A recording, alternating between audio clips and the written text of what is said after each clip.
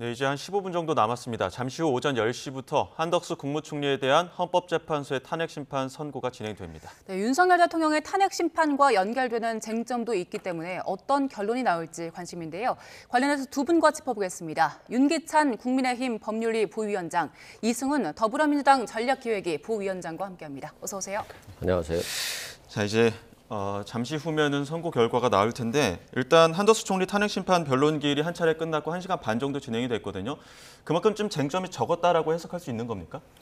그러니까 쟁점은 좀 있는데 사실 사실관계 인정과 관련된 쟁점은 없는 거죠. 그러니까 사실관계를 전제로 해서 이것이 헌법과 법률에 위반되는지 여부하고 위반된다 하더라도 이게 중대한지 여부, 파면에 이를 정도로 이 정도의 법률적 쟁점하고 재판관들의 어떤 파면 사유에 해당하는지에 대한 양형상 이런 재량 이 정도만 쟁점인 것이지 사실 이제 사실관계 인정에 관련된 절차적 쟁점은 없어요. 예를 들면 증거관계가 첨예하게 대립이 돼서 어떤 사실관계 인정 관련돼서 재판관들끼리 의견이 대립된다든가 이런 건 없기 때문에 그래서 아마 재판도 90분에 끝나고 기타 더 이상 필요한 증거 기록도 없다는 거였잖아요. 검찰의 인증등본 송부 촉탁도 받아들이 처음에는 안 왔단 말이죠. 그렇기 때문에 재판관들의 판단만 남은 상태로 재판이 종결됐었다 이렇게 생각합니다. 예, 오늘 한덕수 총리가 헌재 직접 출석하지 않을까 하는 전망도 나왔었는데 일단 오늘은 관저에서 지켜본다고 하더라고요. 기각 각하 인용 중에서 두 분은 어떤 결론 예상하십니까? 저는 각하 가능성은 별로 없다라고 봐요. 왜냐하면 지금 현재 권한 대행들이 자신이 대통령이 아니니까 못하겠다는 거잖아요. 헌법재판관도 임명하지 않고 대법관도 임명하지 않고 있어서 그렇다라고 한다면 이 분에 대해서 굳이 권한 대행이라고 하는 측면을 강조해서 의결 종속수 200명을 요구한다라고 보기는 좀 어려울 것 같아요. 그런 측면에서는 151석 이상만 된다라고 한다면 되기 때문에 각하가 아닌 기각 가능성이 좀 더 염두에 두고 있고요. 특히 윤 대통령 내란 행위에 대해서 공모한 게 있느냐라고 하는 것이 탄핵 소추 사유였는데 실질적으로 탄핵 재판 과정에서 한덕수 총리가 자신은 국무회의를 한 적이 없고 간담회 정도 수준이었다. 대통령을 말리려고 했는데 대통령이 도저히 말을 듣지 않고 발표해버렸다. 이런 차원이었거든요. 그리고 대통령이 국무회의도 하지 않으려고 하니까 자신이 국무회의를 꼭 열어야 된다고 하면서 시간을 끌었다. 이런 취지였기 때문에 결국 헌법재판소가 한덕수 대행이 내란에 공모했다라고 하는 동조했다라고 하는 증거를 못 찾은 것 같아요. 그렇다고 한다면 오늘 이제 중점적인 것은 국회가 추천한 헌법재판관을 임명하지 않은 것. 한덕수 대행이 명확하게 나는 임명하지 않겠다. 여야 합의가 없으면 임명하지 않겠다라고 했거든요. 이 부분은 위헌 위법성이 있다라고 헌재에서 의견이 있을 것 같은데 다만 이제 이걸 헌법재판관을 권한 대행을 파면해야 될 정도로 중대하냐. 이 부분에 있어서는 의견이 좀 갈릴 것 같아서 한 5대3, 6대2 정도로 탄핵이 기각될 가능성이 좀 높지 않나 싶습니다. 저는 각하 가능성도 있긴 있죠. 그런데 이제 변호사님 말씀처럼 각하가 이루어지게 되면 후폭풍이 좀 있을 수 있어요. 왜냐 각하되게 되면 사실은 그 의미는 뭐냐면 국회에서 소추 의결이 무효라는 거거든요. 그러니까 소추 의결이 무효면 국회 소추 의결에 따른 권한행사 정지도 무효가 되는 거고 그러면 권한대행, 다음 권한대행이 임명한 여러 가지 행위 자체에 대한 효력 문제도 다툼의 대상으로 올라오기 때문에 그런 이제 상당히 불안정한 상황이 초래된 부분이 있어요. 따라서 각하를 헌재가 결정할지 일단은 그러니까 200인이든 151인이든 그거는 법률적으로 어느 것이 맞다. 헌법 해석을 해보니까 권한대행의 탄핵 의결 정족수는 3분의 2가 맞다. 이렇게 얘기해 줘야 될 겁니다. 아니면 과반이 맞다. 그런데 이 사건에 적용할 때는 이것이 이제 사유가 보면 나눠져 있잖아요. 그러니까 3개 대 2개, 2개 대 3개, 권한대행 때 2-3개, 그다음에 총리 때 2-3개. 따라서 어느 쪽에 각하를 두고 기각으로 전체 법정 의결을 낼 수도 있는 거거든요. 분명한 의결 정족수에 대해서는 분명히 확정을 할 것이다. 그런데 이게 전체 의결 정족수가 문제가 있어서 5명 이상의 각하 의견이 나올지 모르겠습니다. 그렇게 되면 이제 각하거든요. 화면에 4명이라고 돼 있는데 이게 5명이라는 소리도 있기 때문에. 그런데 그렇게 되면 그런 혼란이 올 가능성이 있고 어쨌든 각하든 기각이든 간에 저는 각하 기각 그 의견을 결정하게 된 설시 이유가 중요하다고 봐요. 왜 내가 각하를 결정했고 왜 기각을 결정했는지에 따라서는 대통령에 대한 탄핵 심판의 영향, 그다음에 후속 탄핵 소추 과정에 대한 영향 예를 들면 뭐 200인이다 그러면 후속 탄핵 과정에서 상당히 어려움을 겪고 있을 거고 마은혁 재판관 임명이 뭐 위헌인 건 맞으나 이게 중대한 위헌 아니다 그러면 앞으로 또 불임명 갖고는 탄핵 소추 못할 거고 이런 식으로 후속 절차에 끼치는 영향을 본다면 그 이유를 저희가 꼼꼼히 해석하는 부분도 오히려 더 의미가 있지 않겠느냐. 결론에 대해서는 큰 이견이 없어 보여요, 제가 볼 예. 때는. 그러니까 각하 만약에 결정이 나와버리면 이제 최상목 대행의 어떤 헌법재판관 임명 여부까지도 문제가 될 수 있기 때문에 그 부분 좀 주목해서 봐야 된다 이 부분. 그렇죠. 왜냐하면 이제 그 해석을 이렇게 하기도 하고 저렇게 하기도 하는데 어쨌든 그 저와 같이 형식적 해석을 하는 측면에 보면 그 법적 다툼의 어떤 그 사유를 제공하는 측면이 있죠. 그래서 그 부분은 상당히 불안정하기 때문에 헌재에서도 이 부분 고민을 많이 했을 것 같다라는 생각입니다. 예. 하나씩 좀 쟁점을 지금 짚어봐야 될 것 같은데 일단은 저희 이 변호사님께서는 그 내란죄나 아니면은 지금 헌법재판소 임명 여부 가지고 조금 여러 가지 의견들이 좀 나뉠 수 있다라는 말씀을 아까 해주셨는데 윤 변호사께서는 이 그 비상계엄 선포를 돕거나 묵인했다는 주장, 이 내란 방조 혐의 판단에 대해서 좀 어떻게 나올 거라고 보십니까? 저게 이제 두 가지 쟁점이 있죠. 첫 번째는 일단 원론적으로 보면 비상계엄의 실체적, 절차적 요건을 충족했는지 여부에 대한 헌재 판단이 있을 겁니다. 예를 들면 실체적 요건을 충족했는지, 만약에 실체적 요건을 충족하지 못했으면 위헌 위법이다라는 판단은 나오는 겁니다. 그러니까 위헌 위법이다는 판단은 나오게 되고 그 위헌 위법의 정도가 이게 중대한지 여부에 대한 판단까지 나오죠.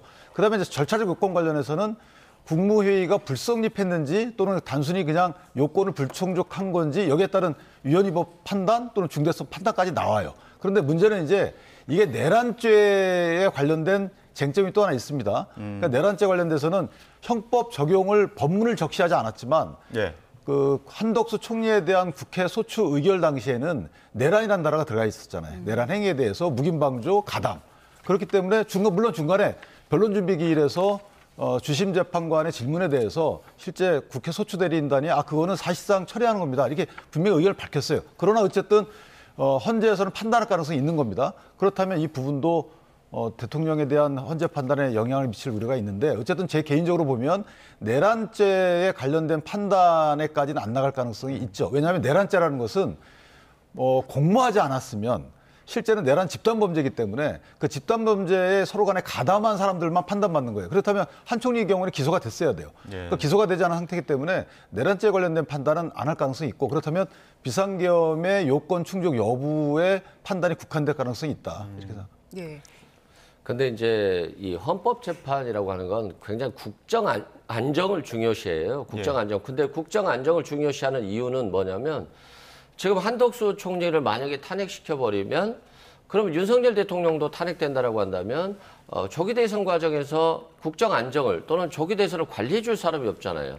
그리고 지금 최상목 권한대행이 조기 대선을 관리하는 것도 부담스럽잖아요. 예. 그리고 만약에 최상목 권한대행에 대해서 탄핵 소추가 통과된다라고 한다면 이주호 교육부 총리가 해야 되는 건데 굉장히 무게감이 없다는 겁니다.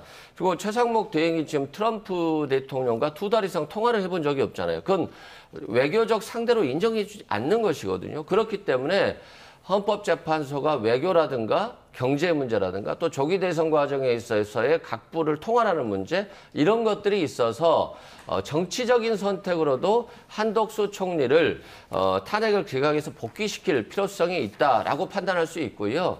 그다음에 최상목 대행과 한덕수 총리는 좀 다른 부분이 있습니다. 최상목 대행은 명백히 헌법재판소에서 8대 0으로 탄핵을 이건 8대 0으로 위헌이다라고 했잖아요. 예. 헌법재판관 임명하지 않는 건. 그렇기 때문에 지금의 최상목 대행의 위헌 사유는 굉장히 크거든요.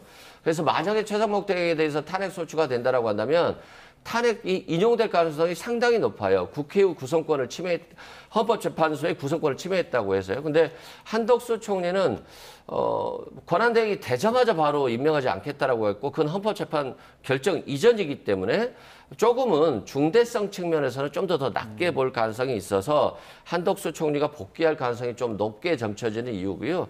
또 만약에 한덕수 총리가 각하돼서 돌아오면 소고표가 있어서 굉장히 최상목 대행 헌법재판관을 임명한 문제 또 거부권을 행사한 문제가 다 무효가 되지 않느냐라고 하는 일각의 얘기가 있었는데 헌법재판소는 법적 안정성을 굉장히 중요시하거든요. 그래서 헌법재판소의 결정이 소고표를 없이 결정을 하면 되기 때문에 이러한 문제들은 거의 없을 것 같고 그래서 한덕수 총리에 대해서는 기각 의견이 좀 더 높지 않을까 싶습니다. 제가 하나만 이제 변호사님 말씀을 보태면 헌법재판소의 결정은 소급표가 없어요. 그런데 이 권한대행이 한 그 임명 행위에 대한 효력 문제는 그 헌법재판소 결정에 기인하는 게 아니에요. 국회 소추 의결이 무효가 되면 국회 소추 의결이 헌재에 송달이 되게 되면 그때부터 권한 행사가 정지되잖아요. 근데 그 국회 소추 의결이 문제가 있다는 거잖아요. 저렇게 되면. 원래 200인 이상 해야 되는데 192명을 했으니까 그러면 문제가 있으니까 국회 소추 의결이 없었던 것처럼 되는 거예요. 그러니까 사실행위에 기반한 얘기가 되는 거지 헌재의 그 어떤 결정의 효력이 소급표냐 아니냐하고 다른 문제거든요. 그래서 물론 바람직해 보이지는 않습니다만은 그런 법률적인 다툼의 소지가 있다는 거예요. 그래서 아마 헌재도 그런 부분을 고려하지 않을 수 없을 것 같다 이렇게 생각합니다. 그럼 지금 말씀하신 경우 같으면 최상목 대행이 임명한 2명에 대한 그 효력 같은 경우에도 또 다시 한번 논쟁이 붙을 수 있습니까? 그러니까 예를 들면 절차적, 그러니까 전격수 문제 때문에 전체가 다 각하가 된다 그러면 정족수에 문제가 생겼다 이런 설시가 들어가게 되면 그건 어떤 이제 법리적 판단보다는 사실관계잖아요. 이 헌법 해석에 비춰보면 권한대행의 경우에는 200인 이상 필요하다라는 게 됐어요. 그러면 기존에 192명으로 한 그 행위에 대해서 효력이 없는 거죠. 그렇게 되면 효력이 없는데 임명권자가 아닌 사람이 임명하게 된 거잖아요. 최상목이라는 임명권자가 아닌 분이 임명하게 된 거예요. 예. 그러면 미임명권자가 임명한 헌법재판관이 가서 한 재판은 문제가 있다라는 문제 소지가 분명히 있죠. 그거에 대한 법적 판단은 따르겠지만 그런 소지가 있기 때문에 여기에 대한 헌재의 재판관들 고민도 없지 않아 있을 거다. 물론 이제 그거를 전부 다 문제 제기해가지고 결국 헌재가 판단하기 때문에 헌재가 이제 입장 정리를 하면 되겠지만 그 사이에 벌어지는 그 혼란에 대해서도 헌재는 신경 안 쓸 리가 없죠. 더군다나 대통령 재판의 선고에 대해서 이걸 인정하느냐 마느냐에 대한 또 문제까지 따르기 때문에 그런 부분에 대해서 헌재 고민이 좀 깊었지 않았을까 이렇게 생각합니다. 네. 오늘 이제 그 판결에 더욱더 이제 그 관심을 모으는 이유 중에 하나가 윤 대통령의 탄핵 심판 선고와 좀 어느 정도 좀 연계성이 있을 것이냐 이 부분일 텐데 특히나 그 지금 이번 사건에서 그 수사 기록의 증거 채택 여부 문제 있지 않습니까? 그 부분에 대한 헌재의 입장이 나올 텐데 그렇게 되면은 윤 대통령은 지금까지 어떤 수사 기록의 증거 채택 문제를 문제 삼고 있기 때문에 오늘 헌재의 어떤 판단을 조금 엿볼 수 있는 것 아니냐 이런 관측들도 나오던데요. 그럴 수 있을 것 같아요. 뭐 윤석열 대통령에 대해서 공수처 수사 기록은 거의 다 가지 않은 것 같은데 문제는 이제 공수처 수사권이 있냐 가지고 수사권이 없다라고 한다면 위법 수사고 위법 증거가 되기 때문에 헌법재판소가 이걸 채택할 수 없다라고 하는 주장에 대한 판단은 나올 것 같아요. 다음에 이제 공수처는 직권남용 수사를 하면서 인지해서 이 내란죄를 수사했기 때문에 문제가 없다라고 했지만 결국은 이 대법원의 판결도 나와야 되는 것이지만 헌재 판결이 먼저 나올 수 있겠다 이런 생각이 들고요. 또 형사 조서에 대해서 과거의 형사소송법은 검찰 피의자 신문조서에 대해서는 당사자가 동의하지 않아도 증거로 채택할 수 있었는데 법이 바뀌어서 이제는 당사자가 동의하지 않으면 증거로 쓸 수 없거든요. 그런데 헌법재판소법에는 헌법재판소의 성질에 반하지 않는 한도에서 형사소송법을 준용한다고 돼 있어요. 예. 그렇기 때문에 헌법재판소가 저는 자체적으로 피해자가 동의하지 않더라도 증거로 쓸 수 있다라고 판단할 것 같고 만약에 형사소송법과 똑같이 피청구인이 동의하지 않으면 증거로 쓸 수 없다라는 판결이 나오면 헌법재판과 형사재판이 똑같아질 수밖에 없어요. 헌법재판도 모든 관련자들을 다 불러다가 증인신문해야 되는데 그러면 윤석열 대통령이 직무 정지가 한 1년 이상 갈 수도 있는 거예요. 그러면 최상목 권한대행이 또는 한덕수 대행이 대통령이 돼버리는 상황과 같기 때문에 헌법재판소가 이 증거 채택과 관련해서는 헌법재판소에서 증거로 채택할 수 있다라고 판단할 가능성이 매우 높고요. 만약에 그렇지 않는다면 헌법재판관 9명이 헌법재판소 운영할 수가 없죠. 예. 그리고 마은혁 후보자를 임명하지 않은 문제에 대해서 최상목 대행이 일단 임명하지 않은 것 두고 헌재는 위헌이다라는 판단 내렸잖아요. 그런데 한덕수 총리 같은 경우에는 대행 시절에 3명에 대한 임명을 하지 않았기 때문에 이 부분에 대해서 헌법재판소 어떤 판단을 내릴까도 궁금한데 이걸 그 위헌 위법 정도라고 볼 정도로 탄핵할 정도로 위헌 위법이라고 볼까요? 어떻게 판단할까요? 그러니까 위헌 위법에 대한 판단 이전에 미임명이기 때문에 저는 중대한 위헌 위법이라고 판단받을 가능성은 제로다라고 보고요. 다만 이제 그 마은혁 재판관 미임명과 관련된 것은 권한쟁의 심판에서 다뤄졌던 부분입니다. 물론 그 당시에 만장일치였어요, 재판관들이. 그렇지만 세 분의 입장에서는 이게 소추의결 과정에서 좀 문제가 있다라는 취지의 의견을 제시한 적이 있단 말이죠.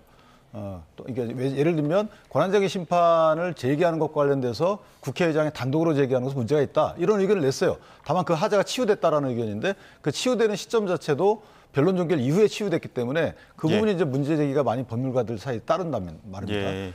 문제는 저는 개인적으로 마은혁 재판관의 미임명과 관련돼서 중대한 위법이다라는 판단을 받지 않겠지만 그 3명의 별개의 의견을 낸 분들이 권한쟁의 심판에서 과반이거든요. 근데 이 위헌 여부에서는 탄핵에서는 이게 6명 이상 찬성이기 때문에 그런 변화 가능성은 있어요. 물론 만장일치였지만 또 하나는 아까 말씀하신 조서 관련돼서는 한덕수 총리에 관련돼서 문제가 될 리가 없어요. 이 조서는 증거로 써야 되는 부분인데 내란죄에 관련된 판단을 하게 되면 조서를 썼겠죠. 근데 내란죄에 관련된 판단이 빠지게 되면 이거는 조서를 증거로 쓸 리가 없습니다. 지금 헌법재판소에서 지금 판결 선고 내용이 들어온 것 같습니다. 자, 지금 재판관들이 입정하자마자 10시부터 진행이 됐었고요. 한덕수 총리의 탄핵 심판 선고가 진행이 됐습니다. 그리고 시작하자마자 이제 개헌 판단이 주목됐었는데 보시는 것처럼 기각 판결이 나왔고요. 선고 결과를 보시면 기각 사인에 각각 2인이 나왔다라는 판단이 나왔습니다. 네, 한덕수 총리에 대한 탄핵안이 기각이 됐고요. 87일 만에 한덕수 총리는 직무에 복귀하게 됩니다. 방금 보신 것처럼 기각이 4명, 그리고 각하가 2명이었습니다. 이제 잠시 뒤에 그 판결 이유를 자세하게 설시한 내용도 저희에게 속보로 들어올 텐데 일단 두 분 이 선고 결과 어떻게 보셨습니까? 근데 일단은 먼저 저렇게 주문이 먼저 선고된다는 것은 의견이 갈린다는 거잖아요. 이전에 어디서 분석을 했는데 주문부터 선고되는 경우는 의견이 갈리는 경우고 만장일치의 경우에는 이후부터 설치한다라는 게 있잖아요. 그러니까 20분 뒤에는 이제 쭉 얘기가 나올 텐데 제가 볼 때 인용이 2명이라는 부분은 좀 약간 의외였다라는 평가 하나 있고요. 제 개인적인 생각입니다.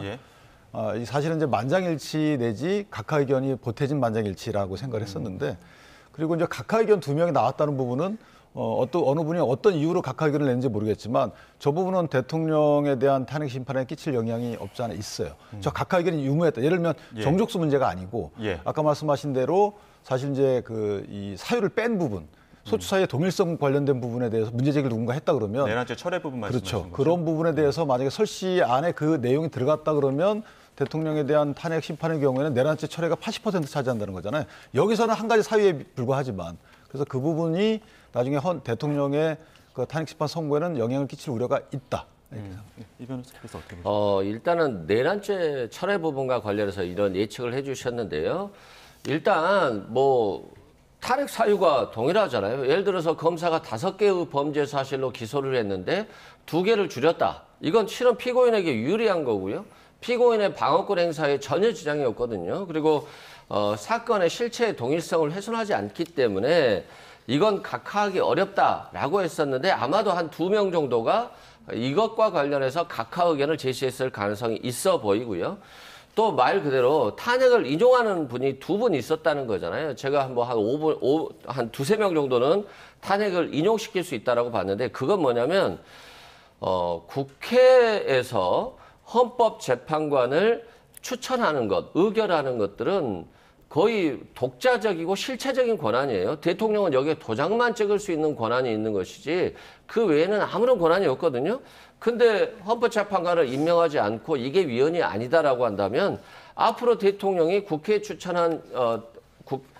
추천한 헌법재판관을 임명하지 않아 버리고 그러면 결국에는 여야가 다시 합의로 다른 사람을 추천할 수밖에 없어서 결국 대통령이 이 추천권까지도 거부권을 가지는 상황이 발생할 수 있기 때문에 결국 이걸 이제 위법하다라고 본 것 같고요. 그 중에서 2분이 중대한 위법이다라고 판단한 것으로 보여져요. 그리고 또 내란 상선 특검 임명을 회피한 부분도 위법하다라고 봤을 가능성이 좀 있는데 공수처 수사권이 계속해서 논란이 되고 있잖아요. 아니 공수처에 수사권이 없는데 왜 수사를 하냐라고 하면서 위법하다라고 대통령이 그 수사를 거부했잖아요.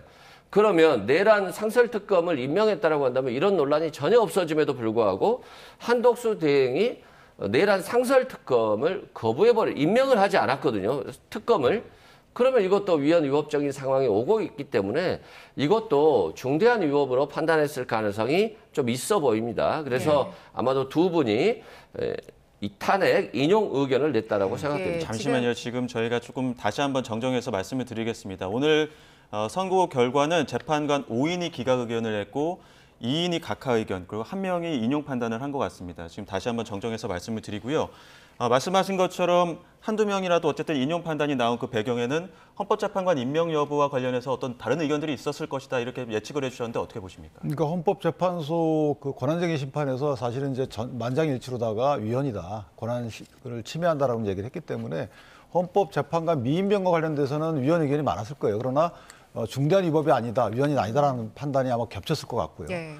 그다음에 말씀 주신 대로 내란 상설 특검 관련해서는 전 위헌 의견이 안 나왔을 가능성이 큰 것이 이 이유 중에 뭐냐면 그 국회 규칙을 바꿔가지고 여당의 추천권을 완전히 배제했거든요. 그러니까 공정성을 위해서 특검을 가는 건데 이 공정성을 또 훼손한 이런 국회 규칙에 대해서 일방적인 개정 행위가 있었기 때문에 이 부분은 아마 위헌으로 가기는 만만치 않았을 것 같다라는 생각이 들고요.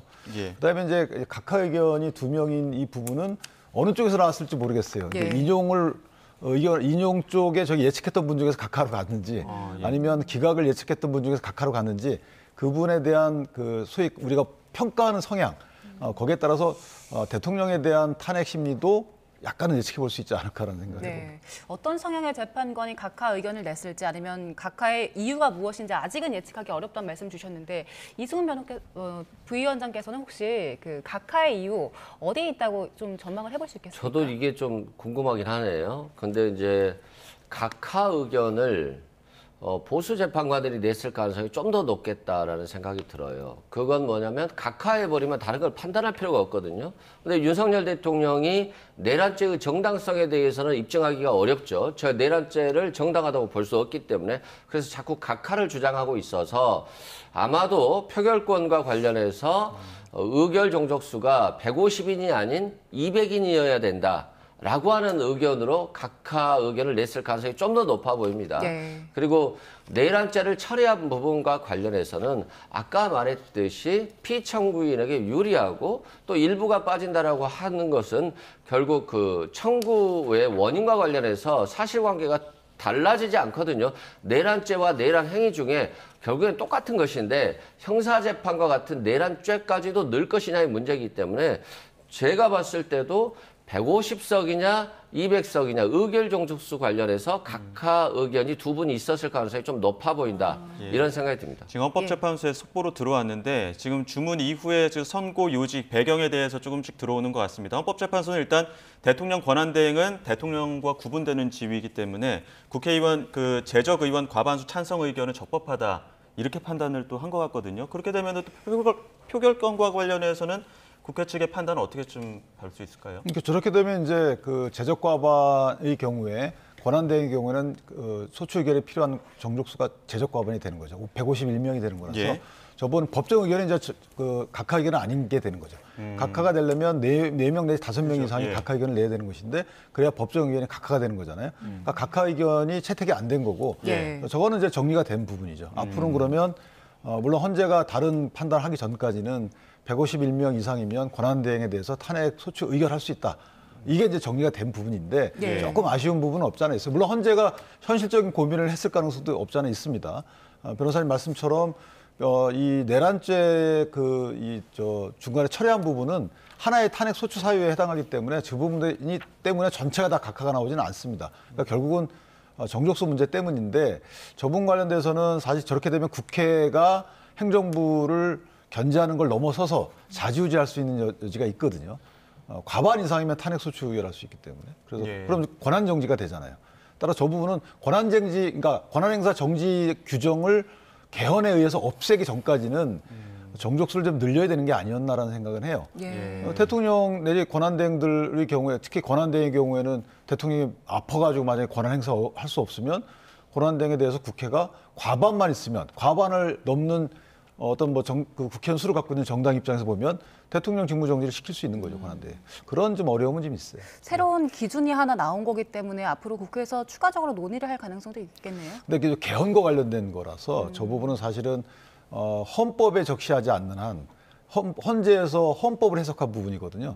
그렇기 때문에 헌법을 통해서 명문의 규정을 넣지 않으면 예. 저분은 상당 기간 유지될 가능성이 큰 거죠. 예, 지금 헌법재판소 속보가 조금 더 들어왔는데요.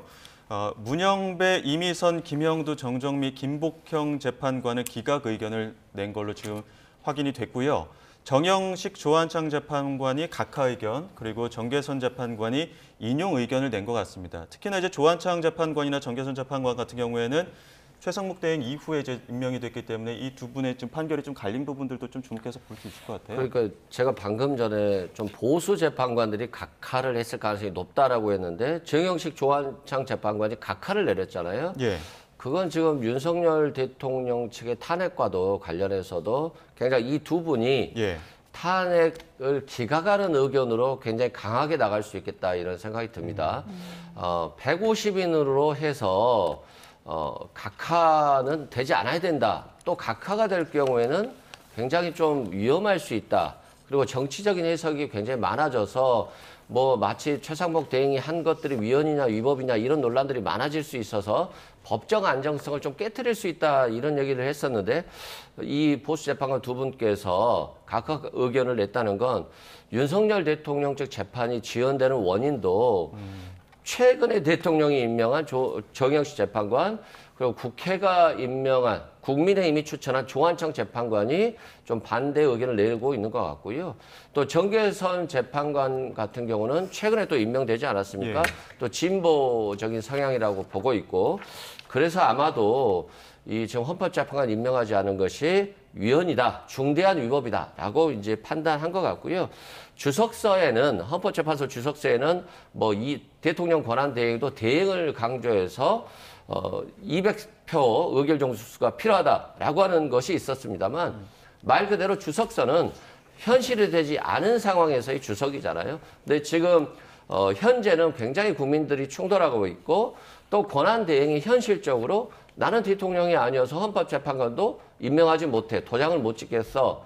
대법관도 도장을 못 찍겠어 하고 있다라고 하는 것은 본인 스스로 소극적인 권력을 자제하고 있고 또 헌법재판관들도 권한 대행이 소극적인 행사를 해야 된다라고 보고 있기 때문에 결국 대통령과 구분되는 권한 대행으로서 의결 정도수 150명 이상만 된다라고 한다면 탄핵 될 수 있다, 뭐 탄핵 소추 될 수 있다 이렇게 판단한 것으로 보여집니다. 네. 근데 다소 좀 의아한 것은 이제 결국은 기각 각하를 합치면 7대 1이잖아요. 예.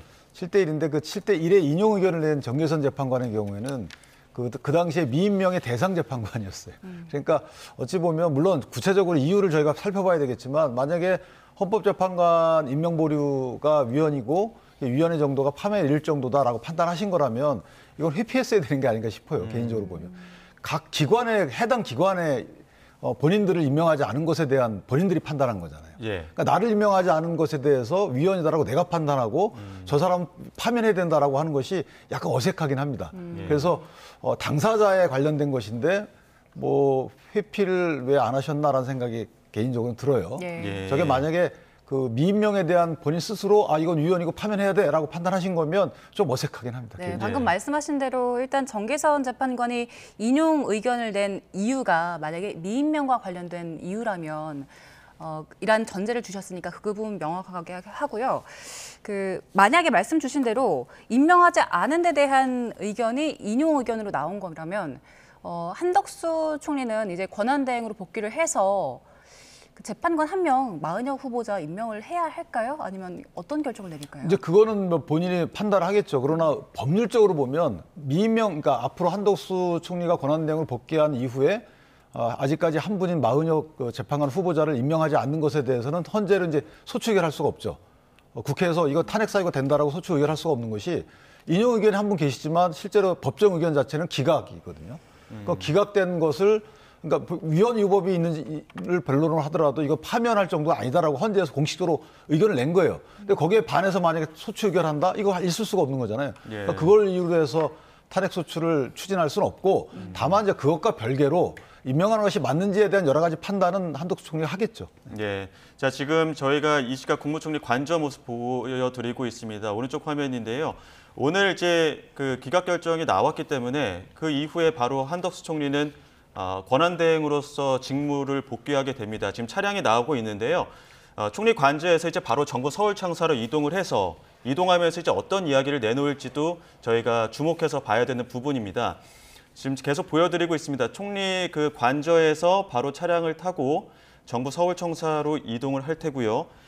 지금까지 알려진 것으로는 뭐 도어 스태핑 형식이든 어쨌든 대국민 어떤 담화 발표가 있을 것이다 이런 이야기도 했고요. 또 지금 경호 차량도 가고 있습니다. 직무 복귀했기 때문에 바로 또 대통령 그 직무 대행으로서의 경호도 이루어지는 거 아닙니까? 그렇습니다. 그러니까 주문 읽는 순간에 직무복귀가 되는 거죠. 예.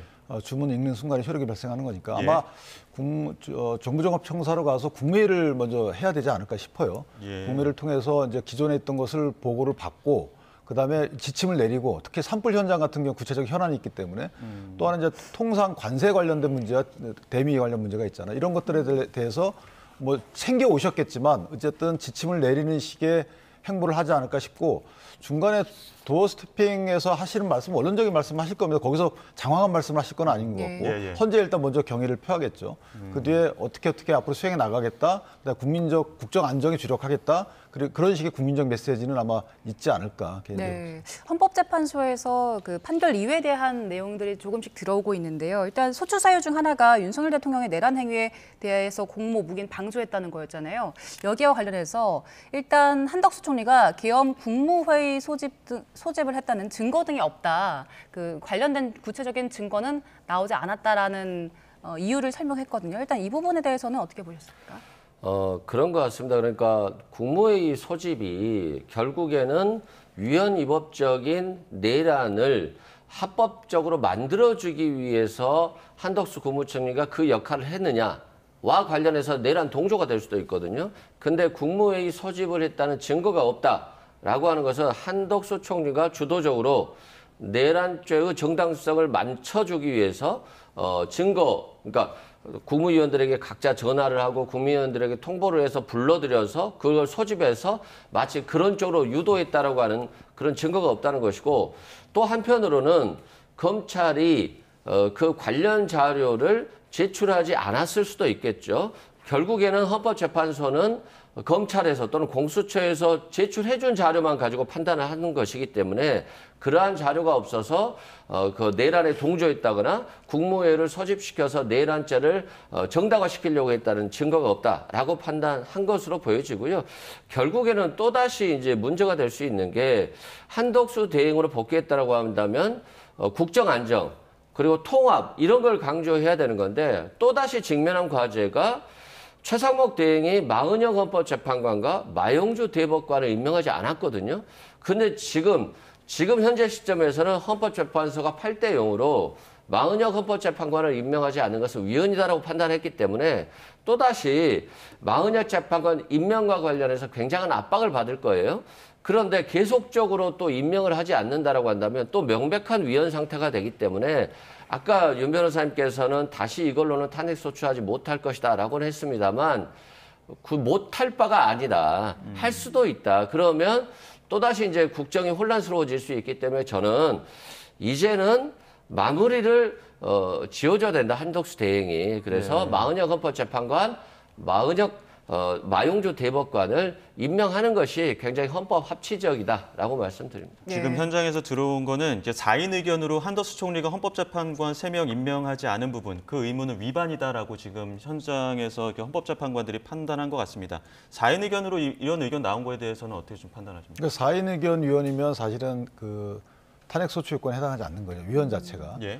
근데 저 부분은 이미 이전에 권한쟁의 심판에서 다뤄졌던 문제이기 때문에 이번에 저희가 관심 있게 본 부분은 이게 중대한 위헌 위법인지 여부에 대한 헌재의 입장이었어요. 예. 어쨌든 그 부분은 정리가 된 거기 때문에 변호사님 말씀처럼 뭐 정무적인 판단으로 탄핵 소추를 다시 할 수 있겠지만 사실상은 이제 불가능해졌다라고 보는 것이고 그다음 비상계엄 관련돼서 이것을 대통령의 지시를 받고 뭐 그 국무위원들을 모집했다, 소집했다 이건 이제 아닌 걸로 다 드러났거든요. 한덕수 총리도 얘기하기를 내가 대통령이 완강하기 때문에 그럼 국민들 말씀 들어보자라고 얘기했다는 거는 이걸 막아보려고 했다는 거죠. 그렇기 때문에 그 부분은 마치 묵인방조 가담은 아니다라고 이게 쉽게 사실 인정이 된 거라서 이 부분은 그렇게 아마 일단락하고 더 이상 안 나가는지 살펴봐야 되겠지만, 그러니까 가담 자체를 안 했기 때문에 그 더 나가서 판단을 하는 여지는 없는 거죠. 뭐 그런 예. 식의 판단을 했을 가능성도 없잖아 있다. 이렇게 생각합니다. 예, 그 인용 의견을 낸 한 명이 정계선 재판관이었잖아요. 그 인용을 낸 이유에 대해서 좀 들어왔는데요. 일단 내란 특검을 임명하지 않은 데 대한 거기에 대해서 일단 중대성을 인정한다. 특검 임명 회피는 사회적인 혼란 수습을 저해한다라는 이유를 밝혔습니다. 일단 지금 정계선 재판관이 인용 이유로 마은혁 후보자 미임명 문제가 아니라 그 헌법재판관 3명 미임명 문제가 아니라 특검 임명을 하지 않은 부분에 대해서 중대성을 인정했네요. 저는 개인적으로 애둘러서 표현하신 거라고 봐요. 왜냐하면 그 당시에는 마은혁 재판관뿐만 아니고 3분 미임명이었잖아요. 예. 3분 미임명에 정계선 본인도 들어가 있어요. 거기 재판관도.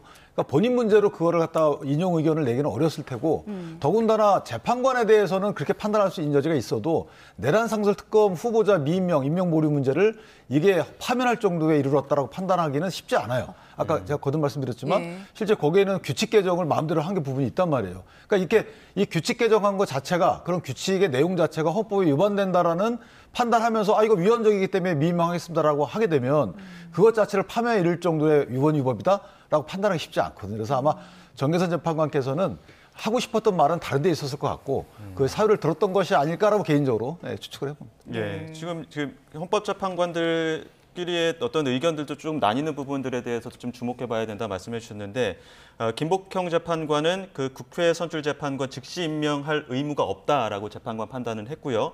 하지만 이제 정계선 재판관의 경우에는 그 특검에 대해서도 임명 회피한 부분 중대성이 있다고 했고 또 재판관 불임명 관련해서는 또 기각 의견에 동의를 했거든요. 이런 의견이 좀 갈리거나 좀 비슷하게 묶이는 부분에 대해서는 윤 대통령 선거와 좀 가늠자로 좀 예측해 볼 수 있는 것들이 있을까요? 저는 그렇습니다. 지금 한덕수 총리가 헌법재판관 임명 거부와 관련해서 중대하지 않다라고 했잖아요. 이건 정답이 아니고요. 시간의 문제예요. 예를 들어서 한덕수 총리가 임명을 거부하면서 계속적으로 오랜 시간을 끌었다라고 한다면 중대한 사유가 될 수 있죠. 그런데 한덕수 대행이 되자마자 저는 임명하지 않겠습니다. 여야 합의가 없습니다. 라고 했고 바로 탄핵이 들어갔기 때문에 한덕수 총리가 임명할지 여부를 고민할 수 있는 시간을 충분히 가지지 못한 부분에 있어서 중대성이 없다라고 본 것이지 최상목 대행같이 명백히 헌법재판소에서 위원으로 나왔는데 임명하지 않는다. 이건 중대성이 있는 거거든요. 그래서 이게 정답으로 보실 게 아니라 그 케이스 바이 케이스로 보셔야 된다. 이런 말씀 드리고요. 또 내란 상설특검 미임명과 관련해서 정계선 재판관이 중대한 위법이다라고 판단했는데 이 이유는 이렇다고 봐요. 지금 공수처 수사권이 없다고 윤석열 대통령이 그렇게 주장하면서 각하를 주장하고 있잖아요. 그렇다고 한다면 이 문제를 해결해 줄 수 있는 게 여야 합의로 글로벌 무역 전쟁이라는 엄중한 상황에서 우리 경제를 지키는데 큰 힘이 될 것이라고 믿습니다. 감사합니다.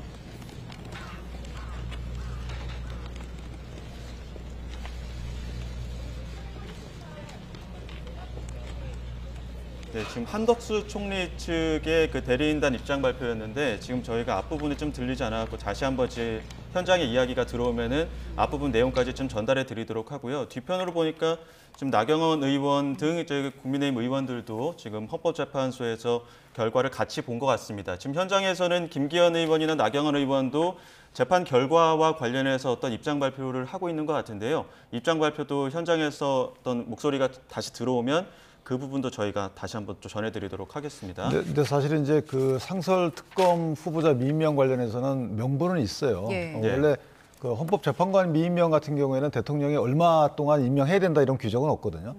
근데 상설 특검 관련해서는 3일 이내에 이제 추천받은 지 3일 이내에 임명해야 된다라는 것이 있기 때문에 그럼 이거 위법 아니냐라고 위법이라고 판단했을 가능성이 크고 정계선 재판관의 경우에는 그 위법의 정도가 이제 파면에 이를 정도여야 된다라고 판단을 했을 가능성이 크죠. 예. 그리고 각하 의견을 냈던 정영식 조한창 재판관 같은 경우에는 그 의결 정족수와 관련해서 앞서 일단 전체적인 의견은 총리에 대한 151명으로 봐야 한다는 의견이었는데 정영식 조한창 재판관은 의결 정족수에 불충족했다. 권한대행은 대통령에 준하는 지위다. 이런 의견을 냈습니다. 근데 그거는 이제 헌법 주석서를 저희가 많이 인용을 하는데 실제 헌법 규정을 보면 저는 저 두 분의 의견이 맞지 않나 싶은 것이 헌법 규정에 보면 그 직무집행과 관련해서 위헌 위법 행위를 했을 경우에요. 그럼 그 직무집행이라는 것은 대통령으로서의 권한 행사를 얘기하는 거거든요. 그럼 대통령으로서의 권한 행사에 대해서는 대통령에 대한 탄핵소추 의결 정족수를 적용해야 되는 게 맞는 거죠, 단순하게 보면. 근데 신분과 관련된 것이 아니잖아요. 이것은 행위와 관련된 거라서 그 행위할 때 그 사람의 신분을 따져봐야 되는 거죠. 예. 그렇다면 행위할 때 대통령이었던, 대통령 권한을 행사했던 그 권한 행사와 관련돼서 위헌 위법에 대한 법적 판단이기 때문에 저는 엄밀히 형식적 판단하게 되면 두 분의 저 판단이 맞는 거죠. 그러나 아마 다른 분들도 그런 내심의 생각이 있었을 텐데 아까 제가 거듭 말씀드린 것처럼 이게 끼칠 혼란을 감안했을 가능성도 꽤 커요. 예, 어떻게 보십니까? 근데 지금 저는 뭐 윤석열 대통령 재판이 왜 이렇게 지연되고 있는가를 잠시 엿볼 수 있을 것 같아요. 저는 실은 보수인 조한창 정영식 재판관도 각하 의견을 내기가 쉽진 않겠다라고 판단을 했거든요. 근데 각하 의견을 냈다라고 하는 것은 실은 윤석열 대통령 입장에서 보면 가장 유리한 거잖아요. 뭐 탄핵 사유 판단하지 않고 의결 정수 200이 안 됐기 때문에 각하해버리는 것이니까 윤석열 대통령 입장에서 가장 좋은 건데 두 분이 각하 의견을 냈다는 건 윤석열 대통령 탄핵과 관련해서도 반대 의견을 고수하고 있을 가능성이 좀 높아 보인다 이런 생각이 들고요. 탄핵시키려고 한다면 최소한 6대2는 되어야 되는 것인데 이 두 분 외에 한 명이 탄핵 인용이냐 반대냐 왔다 갔다 한다라고 한다면 탄핵이 기각될 수도 있고 인용될 수도 있는 부분이 있어서 지금 헌법재판소 판결이 지연되고 있는 이유를 조금은 유추해 볼 수 있다 이런 생각이 들고요. 결국에는 헌법재판이라고 하는 건 정치적 재판이고 법적 안정성을 중시하고 정치적인 성향을 띌 수밖에 없어요. 그 시대의 정치적인 성향을. 근데 지금 권한 대행들이 현실적으로 적극적으로 권한 행사를 하지 않고 있거든요. 나는 대통령이 아니다.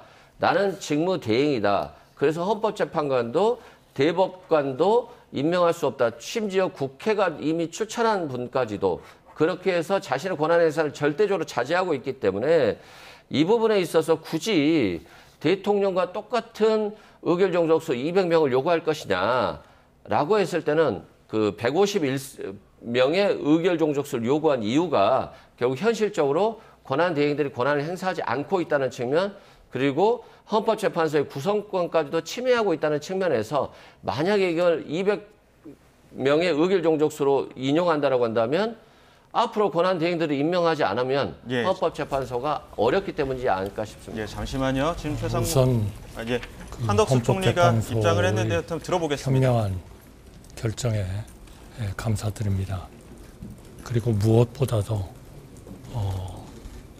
총리가 직무 정지 중인 그러한 그 국정을 최선을 다해서 이끌어 주신 최상목 권한대행과 국무위원들 한 분 한 분께 깊은 감사의 말씀을 드리겠습니다. 저는 우선 급한 일부터 추스려 나가도록 하겠습니다. 제가 앞장서서 통상과 산업의 담당 국무위원과 민간과 같이 민관 합동으로 세계의 변화에 대응하면서 대응을 준비하고 실천하고 또 지정학적 대변혁의 시대에 우리 대한민국이 정말 잘 우리의 발전을 계속할 수 있도록 우리 국무위원과 정치권과 국회와 또 국회의장님과 모두 힘을 합쳐서 최선을 다해서 해나가겠습니다. 오후에는 정말 큰 산불로 인해서 고통을 받고 계신 분들을 뵙고 또 특히 돌아가신 분들에 대해서 제가 직접 손으로 위로의 편지를 드렸습니다. 정말 가슴 아픈 일이고 그분들의 명복을 빌어 마지 않습니다. 우리 모든 국민들은 이제는 극렬히 대립하는 정치권에 대해서 그러지 말아야 된다는 목소리를 확실하게 내고 있다고 생각합니다. 이제는 좌우는 없다고 저는 생각합니다. 오로지 우리나라가 위로, 앞으로 발전하는 것이 정말 중요한 우리의 과제다. 저는 이것이 저의 마지막 항상 소임으로 생각하고 복귀와 함께 다시 그러한 그 헌법과 법률에 따라서 또 우리의 젊은 미래 세대와 우리 대한민국의 미래를 위해서 우리 국민들과 정치권과 언론과 또 시민단체와 기업과 정부 국무위원들 모두와 함께 최선을 다해 나가겠습니다. 감사합니다. 권한대행님 혹시 마은혁 재판관 임명 여부에 대해서는 혹시 이제 곧 또 뵙겠습니다. 네, 감사합니다. 네,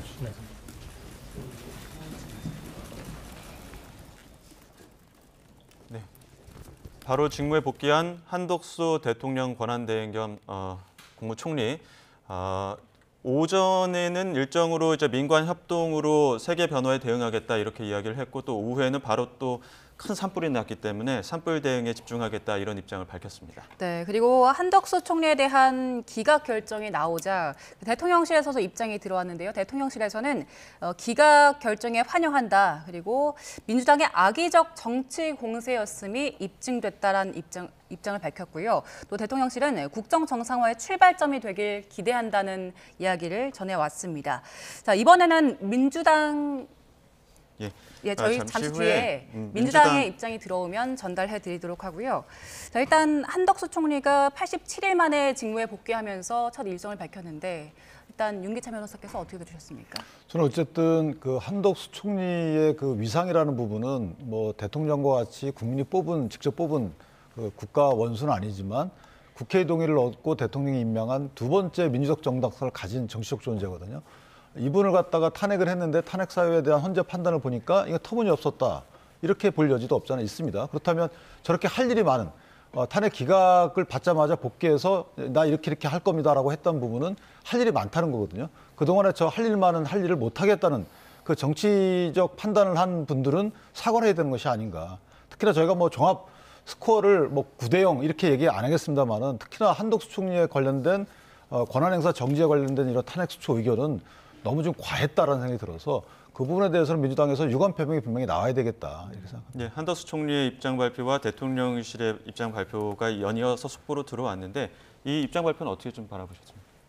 일단 뭐 총리로서 예상할 수 있는 부분이었던 것 같아요. 지금 여야가 나뉘고 있고 길거리에는 국민들이 분열되어 있고 갈등이 굉장히 최고조에 이르렀잖아요. 그런 측면에서는 좌도 우도 없이 통합의 관점에서 하겠다라고 하는 거니까 결국 잘 관리를 하겠다. 통합적인 관점에서 이런 말을 한 것 같고요. 또 국정 공백이 시급했는데 최상목 대행이 잘 해줬다라는 측면으로 좀 칭찬한 것 보면 마은혁 헌법재판관 임명도 조금 지연될 가능성이 높아 보인다 이런 생각이 들고요. 또 산불을 위로하고 국민들을 위로했기 때문에 결국 자신은 어떤 정치적인 행보보다는 현장 중심의 민생 현장에 좀 더 힘을 쓰겠다 이런 것으로 보여지고요. 또 경제가 굉장히 어렵잖아요. 외환시장이 굉장히 어렵고 또 자영업자가 어렵고 또 트럼프와의 관계에 있어서 뭐 관세 전쟁 등 외교적인 부분에 있어서도 최상목 대행이 아직 2달간 통화조차 못했기 때문에 경제 민생 부분에도 조금 더 힘을 쓰지 않을까 싶습니다. 예, 네, 앞서 지금 그 한덕수 총리의 선고 결과를 봤을 텐데 각각 이은 의견을 봤을 때는 윤 대통령 선고에서도 좀 윤 대통령 입장에서 좀 유리한 선고지 않았을까 이런 판단해 주셨는데 어떻게 좀 보십니까? 글쎄 뭐 그 많이 겹치는 부분은 없고요. 다만 엄격하게 판단하는 추세가 보이기 때문에 저희가 형사재판과 달리 헌법재판의 경우에는 징계라서 조금 더 유연한 절차 적용이 필요하다 이런 입장을 밝히신 분들이 많은데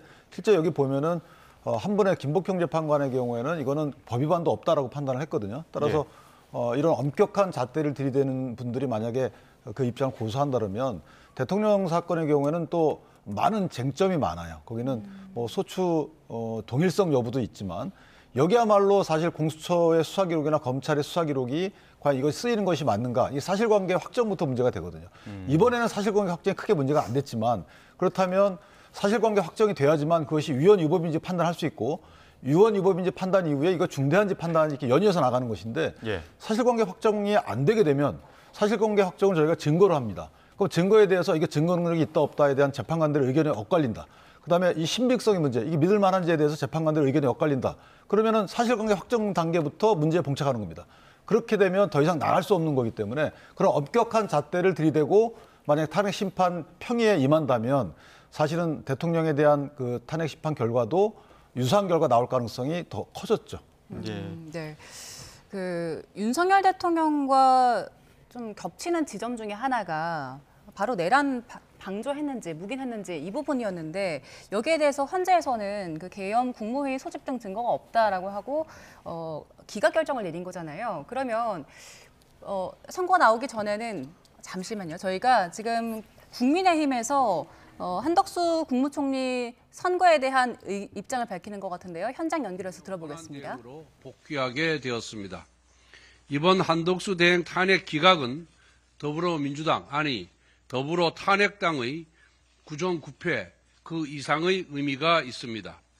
대통령에 이어 대통령 권한대행마저 연색 탄핵한 것은 정략적 계산에 따라 대한민국의 행정부와 헌정 질서를 마비시킨 거대 야당에 의한 내란 기도의 정점이었습니다. 이재명 세력의 입법 권력을 동원한 내란 음모에 헌법의 철퇴가 가해진 것입니다. 당연한 결과입니다. 이재명 대표는 뻔히 기각될 것을 알면서도 오로지 본인의 정략적 목적을 위한 졸속 탄핵으로 87일이나 국정을 마비시킨 데 대해 국민 앞에 석고대죄하십시오. 헌재가 뒤늦게나마 한덕수 대행의 직무 복귀를 선고한 것은 다행스럽지만 의결 종족수를 151석으로 판단한 것은 대단히 유감스럽습니다. 이는 헌재가 대통령 권한대행에 대한 거대 야당의 무제한 탄핵 면허를 부여한 것입니다. 헌재가 한덕수 대행에 대한 탄핵 소추 재추진 가능성을 열어준 것이고 앞으로 대통령이 직무 정지될 경우에 다수당이 권한대행, 대행의 대행, 대행의 대행의 대행까지 탄핵을 남발할 수 있다는 최악의 선례를 남겨준 것입니다.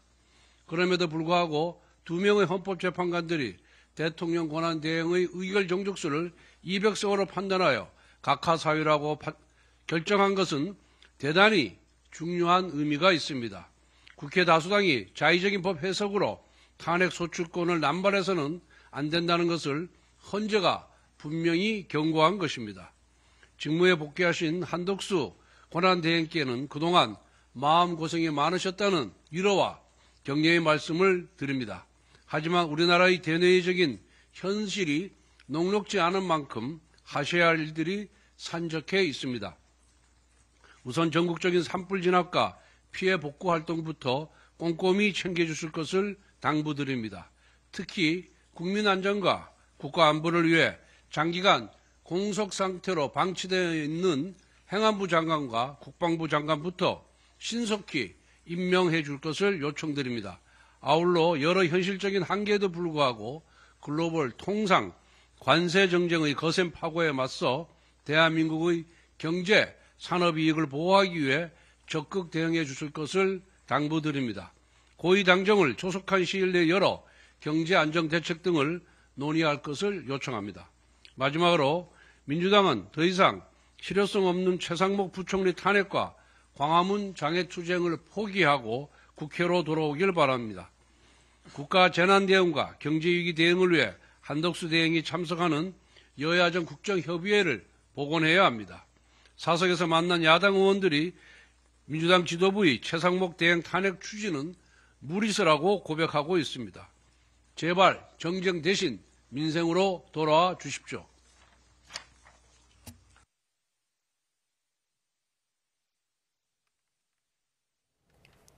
네, 국민의힘 권성동 원내대표가 탄핵 기각과 관련된 입장 발표가 있었습니다. 지금 헌재의 그 정족수 판단에 유감을 표하긴 했는데 그 2명의 재판관이 정족수 200석으로 판단한 부분은 좀 의미가 있다고 얘기를 했거든요. 여긴 좀 어떻게 보십니까? 뭐 이 부분에 있어서 제가 아까 말씀드린 대로 국민의힘 입장에서는 굉장히 좋아할 것 같아요. 각하 의견을 내기가 쉽지 않은 상황인데 각하 의견을 냈다라고 하는 건 윤석열 대통령에 대한 탄핵 결정에 있어서도 반대할 가능성이 높다라고 또 상상해 볼 수 있거든요. 그런데 저희가 이런 조한창 정영식 재판관도 탄핵을 인용할 거라고 생각된 건 포고령 자체에 있어서 굉장히 위법적인 부분이 있잖아요. 그게 영장 없이도 체포할 수 있고 정치인의 정치활동을 완전히 금지했고 정치활동하면 체포하겠다라고 하는 거니까 굉장히 민주질서를 무너뜨리는 것인데 그럼에도 불구하고 탄핵을 기각시킬 수 있을까에 대해서 전혀 의문을 갖기 어려웠거든요. 근데 오늘 또 각하 의견을 냈다라고 하는 것은 이제까지 윤석열 대통령이 자신에 대해서 기각이 아니라 각하를 해야 된다라고 했다는 측면에서는 상당히 뭐 본인들 입장에서 고무적으로 보일지는 모르겠습니다. 그러나 저는 결과적으로는 헌법재판관들이 오늘 또 여러 가지 의견이 나왔잖아요. 별개 의견, 소수 의견, 보충 의견 엄청나게 많이 나왔는데 이러한 결정문 쓰는 데 있어서 상당히 시간이 오래 걸릴 것으로 보이고 사소한 부분에 있어서도 의견 대립이 굉장히 많이 있었을 것 같다. 그래서 재판 결정이 어려워진 것 같은데요. 결과적으로는 이런 오늘 조한창 정영식 재판관도 평결을 할 때에는 결국 윤석열 대통령 탄핵 결정문에 도장을 찍을 것이다. 그렇지 않고서 만약에 윤석열 대통령이 복귀한다라고 한다면 일단 대통령으로서 국민들이 인정해 주지 않을 것이고 또 대통령이 복귀한다라고 한다면 지금 이런 위법적인 체포, 위법적인 정치활동 금지, 위법적인 영장주의 예외, 언론 출판의 자유를 제한하는 것들, 집회결사의 자유를 제한하는 것들은 있을 수 없음에도 불구하고 이걸 했기 때문에 결과적으로 반대하는 것처럼 보이지만 탄핵 결정문에는 도장을 찍을 수밖에 없을 것이다 라고 생각됩니다. 예. 조금 전에는 국민의힘의 입장을 들어봤고요. 잠시 뒤에는 민주당이 한덕수 총리 기각 결정에 대해서 어떤 입장을 낼지 또 현장 연결해서 전해드리겠습니다. 저희가 윤기찬 변호사 그리고 이승훈 변호사와 이야기를 나누던 중에 지금 김성수 변호사도 스튜디오에 합류해서 함께 이야기를 나눠보겠습니다. 헌법재판소의 한덕수 총리에 대한 기각 선고 결정 나왔는데요. 일단 변호사님의 의견은 못 들어봐서요. 일단 이번 결정은 어떻게 보셨습니까? 예, 이번 결정에 대해서 굉장히 이렇게 의견이 나뉠 수 있구나라는 생각을 했던 결정인 것 같습니다. 그리고 이 기각 의견, 5명의 재판관이 기각 의견을 이제 결정을 했지 않습니까? 그리고 여기서도 별개 의견으로 이 김복형 재판관 같은 경우에는 의견을 달리하는 부분이 있어서 정말로 이 헌재에서 내부적으로도 굉장히 많은 고심을 한 그런 결정이구나라는 이런 생각을 하게 돼서 아마 윤석열 대통령의 사건에서도 굉장한 고심이 이뤄지다 보니 평이가 길어지고 있구나. 이걸 다시 한번 생각할 수 있는 그런 판단이 아니었나 생각이 됩니다. 말씀하신 것처럼 지금 저희가 윤 대통령 선고와 관련해서 여러 가지 예측들을 하지 않았습니까? 좀 5대3이다, 6대2다 여러 가지 의견들이 있었는데 아직까지도 의견이 안 모였다 이런 이야기들도 계속하고 있었습니다. 오늘 한덕수 총리의 어떤 기각 결정을 보면서도 아직 의견이 좀 덜 모였다 이렇게 판단할 수 있는 겁니까? 그렇죠. 심지어는 이제 어떤 분들은 민주당 측에서 나온 얘기잖아요. 5.5대 2.5. 예. 그 얘기는 각하 의견이 2명이 있다는 전제죠. 그러니까 5와 2는 움직일 수가 없는데 뭐 어느 정도 심정이 완성이 돼 있는데 그 얘기가 진실이라고 따지면 움직일 수 있는 각하 의견은 이제 실체적 의견을 내기 전에 각하 의견을 표명하시는 분이 계시다 할 정도로 절차적인 문제가 있다는 거예요. 지금 권성동 원내대표도 얘기했지만 실제 지금 여기에 각하 의견이 2명이 있다는 부분은 원래 엄격한 조건이 있고 보다 완화된 조건이 있으면 대통령 권한대행에 대해서 직무집행정지를 시키려고 그러면 엄격한 조건을 적용시켜야 되는 게 맞잖아요. 혹시나 모를 위험에 대비해서. 그런데 국회의장께서 본인 스스로 이것은 150일이 맞다라고 판단하셔가지고 추진한 거기 때문에 2명이 있을 정도로 그렇게 플렉서블한 거란 말이죠. 관점에 따라서는 이게 문제가 있다고 볼 여지도 있는 것인데 근데도 불구하고 국회를 그렇게 과감하게 권한쟁지 시켰다는 부분 이 부분은 사실 반성을 하고 가야 되겠죠. 이것이 이렇게 나왔으니까 망정이지 만약에 여기서 각하 법정 의견이 나왔으면 그 혼란을 어떻게 감당하려고 했는지 그 부분이 좀 문제이죠. 예, 지금 또 속보가 한 가지 들어왔는데 속보도 전해드리겠습니다. 네, 윤 대통령 오늘 그 형사재판 2차 공판 준비 기일이 있었는데 정식 공판 날짜가 잡혔습니다. 내란 혐의 재판이 다음 달 14일에 첫 정식 공판이 있을 것이라는 소식이 속보로 들어왔는데 일단은 오늘 그 형사재판 이야기를 잠깐 해볼까요? 오늘 원래 지금 윤 대통령이 출석하진 않았는데 1차 공판 준비 기일에는 출석을 했단 말이죠. 오늘 출석하지 않은 배경도 한덕수 총리의 어떤 탄핵 심판 결과와 연계해서 볼 수 있는 겁니까? 그렇죠. 한덕수 총리에 대한 탄핵 심판 결과에 대해서 굉장히 대통령이 궁금했을 거예요. 이 헌법재판관들이 나에 대해서 어떻게 판단을 할까를 고민하는 부분이거든요. 근데 두 분이 각하 의견을 냈기 때문에 자신의 예측이 좀 맞고 있다라고 생각되는 것 같아요. 그래서 자신에 대한 탄핵이 기각될 수도 있겠다라고 하는 것을 본인도 좀 오늘 확인했을 것 같은데, 반대로 민주주의 진영에서 보면 탄핵이 당연히 인용될 거라고 생각되는데 기각될 위험도 있겠구나라고 하는 것을 충분히 엿볼 수 있는 거고요. 그런데 우리가 좀 고민해 볼 부분은 한덕수 대행은 민주당에서조차도 탄핵이 기각될 거라고 판단을 했어요. 탄핵 소추를 한 이유는 지금 헌법재판관을 임명하지 않으면 그 당시에는 6명 체제였잖아요. 헌법재판은 7명이 심리할 수 있는 거거든요. 근데 6명이 심리도 못하는데 임명을 하지 않는다는 것은 결국 탄핵 자체를 아예 정족수 문제로 거부해버리기 때문이었거든요. 그래서 민주당 입장에서는 강하게 헌법재판관들을 임명해야 됐었던 상황이었고, 임명하지 않을 경우에는 안 되는 상황인 거잖아요. 물론 가처분을 통해서 6명이 심리할 수도 있다라고 했습니다만, 저 개인적 자체도 심리는 할 수 있겠지만 대통령 탄핵을 6명이 모여서 결정한다는 것 자체는 말이 안 된다라고 판단을 했거든요. 그렇기 때문에 그때 당시 지금 생각해보면 한덕수 총리가 탄핵이 기각됐기 때문에 민주당이 잘못한 거야? 아니야? 라고 하지만 그때 탄핵을 시켰기 때문에 최상목 권한대행이 헌법재판관 2명이라도 임명한 겁니다. 그렇기 때문에 지금 헌법재판관이 돌아갈 수 있는 것이지, 한덕수 총리처럼 여야가 합의가 없다고 임명하지 않았으면 지금 헌법재판 하고 있을 수도 없어요. 그런 측면에서 저는 지금에 와서 탄핵이 기각되니까 민주당의 탄핵 소추가 잘못됐다라고 판단하는 것은 잘못됐고요. 두 번째는 월드 베이스볼 클래식에서 한일전이 예선전과 중결승전에서 한국이 이겼어요. 예. 근데 결승전에서 패배했다는 거예요. 그러면 우승을 못하는 거잖아요. 마찬가지입니다. 지금 헌법재판소는 법적 안정성을 위해서 탄핵을 기각시키고 있습니다만, 윤석열 대통령의 사안은 너무 다르다. 여기는 내란을 한 사람이고 한덕수 총리는 내란에 공모한 건지 관여한 건지 뭐 이런 경우가 있냐인데 거의 없다라고 본 거예요, 헌법재판소는. 그리고 국민들도 그렇게 판단하고 있었기 때문에 한덕수 대행의 이 결정을 가지고 윤석열 대통령을 예단한다라고 보는 것들은 좀 잘못된 편견을 가질 수 있다라고 생각됩니다. 근데 이제 이건 있죠. 사실은 원래 그 감사원장과 검사 등에 대한 탄핵 심판 선고 시에 그 결정문에 보면 정치적 목적과 동기가 내포되어 있다 할지라도 이렇게 돼 있어요. 탄핵 소추권 남용이라 할 수 없다.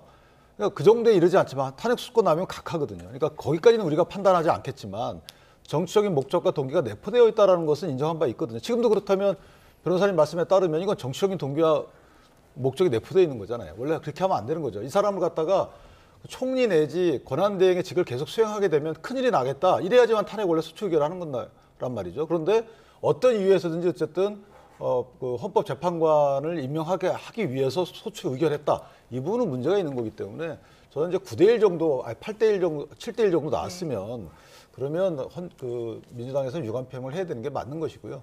대통령이 현재 변론 준비길에 안 나간 부분은 사실은 원래 안 나갑니다. 근데 지난번에는 본인의 구속 취소 신문이 있기 때문에 신문 당사자는 본인 피고인이에요. 예. 피신문자니까 그래서 나가서 본인 입장을 피력했던 것 같고, 다만 이번에 이제 공사실 아마 부인한 걸로 알려진 것 같고요. 예. 더 이상은 증거 판단에 대해서는 증거를 내가 좀 더 그 증거기로 검토하겠다, 이 정도로 재판이 마무리된 걸로 그렇게 알고 있습니다. 윤석열 대통령 그 내란 혐의 재판과 관련해서 하나만 더 짚어볼게요. 다음 달 14일에 정식 재판이 잡혔는데 법원에서 그 최상목 이제는 경제부총리입니다. 그리고 조태열 장관이 증인 신문을 받을 거라고 지금 속보가 들어왔는데요. 최상목 경제부총리 그리고 조태열 장관 증인으로 불러서 어떤 걸 좀 물어볼까요? 네.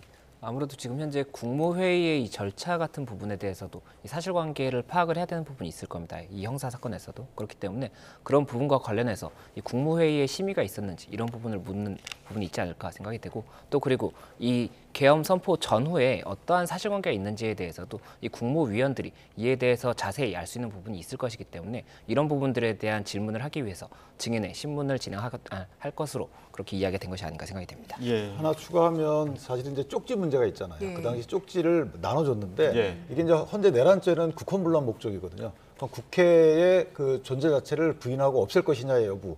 그 최상목 권한대의 경우는 쪽지를 뭐 입법 비상입법기구 이 관련돼서 그 쪽지의 내용 확인할 것 같고요. 그다음에 쪽지를 또 받았다고 한 분이 조태열 외교부 예. 장관이기 때문에 그런 차원에서 이런 쪽지를 받은 것이 신빙성 있는 것인지 여부, 그 쪽지 내용에 대해서 어떻게 봤는지 뭐 이런 것들에 대해서 증인신문이 이루어지고 이상민 장관 같은 경우에 전 장관 같은 경우에는 그 쪽지를 받았다는 것에 대해서는 부인을 했는데 일단 보긴 했다. 책상 위에 놓여 있는 걸 봤다라고는 했는데 왜 이상민 전 장관은 안 불렀을까요? 근데 그거는 이미 제가 정확히 모르겠지만 공판준비기일에서 일단 먼저 그 증거 다음에 증거인부 하겠다라고 했는데 그냥 몇 개만 먼저 합시다라고 했을 수 있어요. 그 중에서 뭐 최상목 장관의 경우에는 변호인 측이 이건 우리 진술을 인정 못하겠다. 증거 부동의 한다 그러면 검사가 부르는 거거든요. 그래서 증인신문이 이루어질 수 있기 때문에 먼저 몇 분만 증거에 대한 의견이 밝혔을 가능성이 크다. 그 대상자가 뭐 두 분일 가능성이 큰 거죠. 예. 이제 남은 거는 윤 대통령 선고 언제 나올지 이 부분도 이제 좀 주목되는 상황인데 지금 나와 있는 여러 가지 또 시나리오들이 있습니다. 언제쯤 그 선고 결과 나올 것으로 예측하십니까? 저는 일단 헌재가 윤석열 대통령 탄핵 사유가 좀 굉장히 무게감이 있는 사안이잖아요. 전 국민이 관심을 갖고 있고 그런데 수요일은 이재명 대표에 대한 선고가 공직선거법 선고가 있어서 그날은 택하지 않을 것 같고요. 그렇다고 하더라도 목요일 같은 경우는 또 다른 재판을 선고하고 있어서 그날 다른 재판과 같이 선고하기에도 좀 부담스러울 것 같고요. 아마 금요일 날 선고할 가능성이 높은데 문제는 중요한 건 두 분이 오늘 각하 의견을 냈단 말입니다. 그러면 이분들이 강하게 탄핵 결정을 반대하거나 또는 세부 쟁점에 대해서 하나씩 다 태클을 걸고 있을 수가 있어요. 그래서 거기에 대해서 뭐 별개 의견, 보충 의견, 소수 의견 이런 것들이 굉장히 정리가 안 될 수도 있거든요. 그래서 오늘 굉장히 의결들을 보면 탄핵 사유에 대한 판단을 굉장히 축소시킨 것 같아요. 그래서 윤석열 대통령에 대한 결정이 예단을 갖지 않도록 많이 쓰지 않은 것 같은 느낌이 들거든요. 그런 측면에서는 금요일을 넘어갈 수도 있겠구나라는 생각이 조금은 들고요. 예. 다만 문영배 재판관과 이미선 재판관이 4월 18일 퇴임을 해야 되는데 4월이 넘어가 버리면 본인들이 이 헌법 재판을 주도할 수가 없을 수도 있어요. 오히려 나 끝까지 그냥 기각시키다고 버티면 4월 18일 넘어가 버릴 수도 있잖아요. 그렇기 때문에 더 늦추기는 어려울 거다. 더 늦추면 정말 탄핵 선고 못 할 수도 있다는 판단도 들거든요. 그래서 8대 0이 아니더라도 7대 1이더라도 6대 2더라도 그 전에 선고를 해야 될 것으로 저는 보여집니다. 네. 할 것으로 보여집니다. 이번 주 선거 안 나오면 이제 3월은 31일 하루 남거든요. 3월 넘길까요? 어떻게? 근데 저는 이게 헌법재판소 재판관들도 모르실 거라고 봐요. 언제 선고를 할 정도로 성숙할지를. 왜냐하면 변호사님 말씀처럼 이게 뭐 7대2, 그다음 7대1, 6대2 이런 상황은 아닌 것 같아요. 그렇다면 우리 언제까지 하고 그냥 이 판결 선고합시다 이러면 되는 거거든요. 판결하겠습니다 하면 되는 건데 제가 볼 때는 각자의 의견에 이르기 전에 객관적인 사실관계 확정부터 문제가 되고 있는 거죠. 일부 탄핵 소추 사유에 관해서는. 그런데 저희가 별개 반대 의견 할 때 객관적인 사실관계, 나는 이런 사실관계 인정 안 한다고 봐. 이렇게 설치하는 경우는 없어요. 그 말은 뭐냐면 헌재 재판관들이 똑같은 객관적 사실관계를 인정을 전제로 해서 이것이 헌법과 법률에 위반되는지 여부에 대해서는 의견이 갈릴 수 있어요. 그다음에 위반되는지 여부와 위반되지만 중대성인지 여부에 대해서도 의견이 갈릴 수 있어요. 그런데 객관적인 사실관계에 대해서 의견이 갈린 결정문이 나온다? 이거 불가능한 거거든요. 그렇기 때문에 사실관계 인정 여부와 관련된 증거 판단에 있어서 의견이 갈릴 수 있기 때문에 아직은 언제 나올지 될지 모르겠다. 예, 자 한덕수 총리 직무에 복귀한 이후에 바로 또 정부 서울청사로 이동을 해서 입장 발표가 있었는데 저희가 다시 한번 그 입장 발표 화면을 준비했습니다. 다시 한번 이야기 들어보시죠.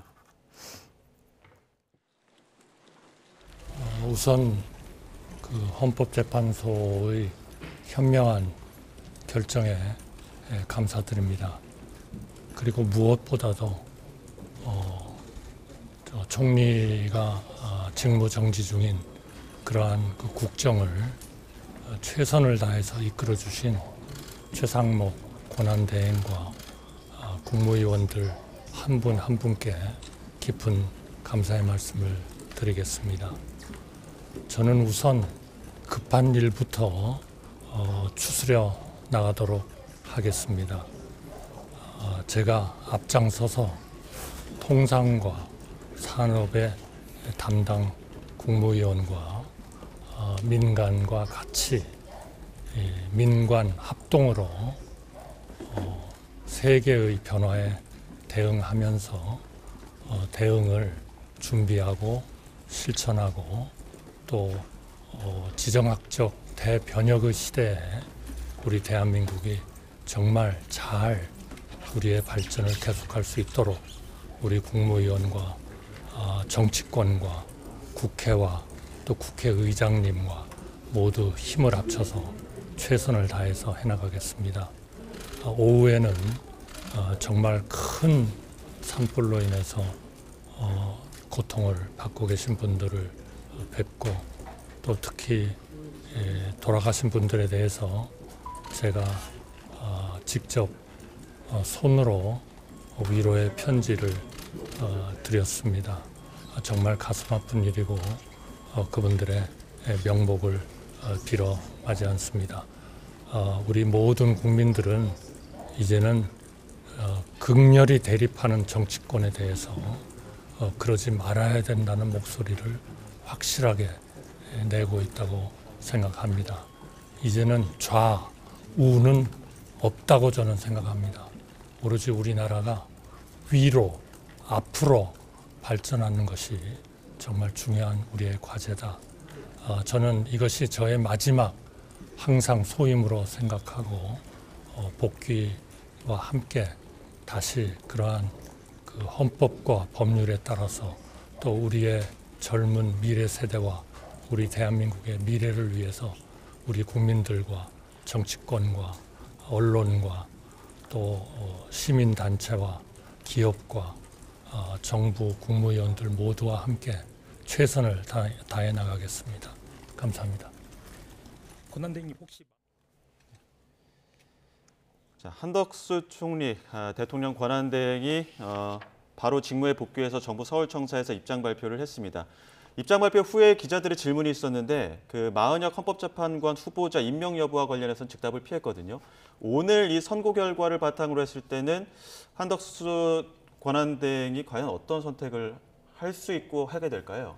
예, 일단 오늘 결정 내용을 조금 살펴보면 일단 이 기각 5명의 의견이 있었지 않습니까? 그리고 이 중에서 문영배 재판관, 이미선 재판관, 김영두 재판관, 정정미 재판관 이 4사람은 이 그 마은혁 재판관 임명과 관련해서 이 부분은 헌법 66조의 이 헌법을 수호할 책무 그리고 헌법 111조의 헌법재판관 구성과 관련한 이 의무 그리고 또 국가공무원법 56조의 이 성실 의무 이 3가지 부분을 위반한 것이다라고 봤습니다. 다만 이 위반의 정도가 파면에 이를 정도는 아니다라고 봤던 부분이 있었고요. 그리고 이 정계선 재판관 같은 경우에는 이 부분 위반이 있고 이것이 파면에 이를 정도라 고 봤습니다. 그리고 이 김복현 재판관 같은 경우에는 이와 관련해서 이 임명권, 이 국회가 선출한 이 후보에 대해서 임명을 한 권리에 대해서는 대통령의 재량이 일부 있다고 인정을 했기 때문에 이 부분에 대해서 위헌이 아니다라는 취지의 판단을 했기 때문에 이러한 부분들을 봤을 때는 어쨌든 다수의 재판관은 일단은 이 부분 임명하지 않는 것이 헌법상의 위반이 될 수 있다라고 판단을 했기 때문에 이런 부분을 감안해서 어떻게 판단할 것인지를 정하지 않을까 이렇게 생각이 듭니다. 한덕수 총리가 이제 마은혁 후보자를 임명할 것인가 하지 않을 것인가 이 부분에 대해서도 이제 관심이 쏠릴 텐데 4월 18일 넘어가면 그때까지 만약에 윤석열 대통령에 대한 선고가 나오지 않는다면 그러면 8명 중에서 2명은 임기가 끝나서 6명이 되는 상태인 거잖아요. 그 상태로 한덕수 권한대행이 임명을 하지 않는다라고 하면 6명이서 선고를 할 수 있겠습니까? 선고 저는 못한다고 봅니다. 6명인데 여기 중에서 최소 2분은 위헌이다. 6명이 심리하고 6명이 결정할 수 없다라고 판단할 거예요. 그래서 4월 18일 넘어갈 가능성은 저는 없다라고 봅니다. 다만 이제 재판이 지연되는 이유는 아까 봤던 정영식, 조환창 헌법재판관들이 여러 가지 쟁점에 대해서 문제 제기를 하고 있을 것으로 추정이 되고요. 그래서 무정배 재판관이나 이미선 재판관들이 그런 평의를 그렇게 쟁점에 대해서 문제 제기를 하는데 그냥 막 끊을 수는 없는 거잖아요. 그때 아마 일단은 받아주는 것 같습니다. 본인이 4월 18일까지는 아직 시간이 있기 때문에. 그런데 4월 첫 주가 넘어가 버리면 사실상 그분들이 힘을 어떻게 쓰기가 어렵죠. 그런 측면에서 저는 3월 말까지는 무조건 나와야 된다라고 보고 있고 아마 문영배 헌법재판관도 그렇게 생각하고 있을 것입니다. 근데 지금 일부 헌법재판관들이 이재명 대표 선고 기일을 상당히 의식하고 있다라고 저는 보고 있어요. 수요일 날 선고이기 때문에. 근데 문제는 그 선고 기일까지만 의식하고 끝내면 되는데 선고 결과까지도 의식할 수가 있거든요. 예를 들어서 벌금 100만 원 이상이 나오는지 여부에 대해서.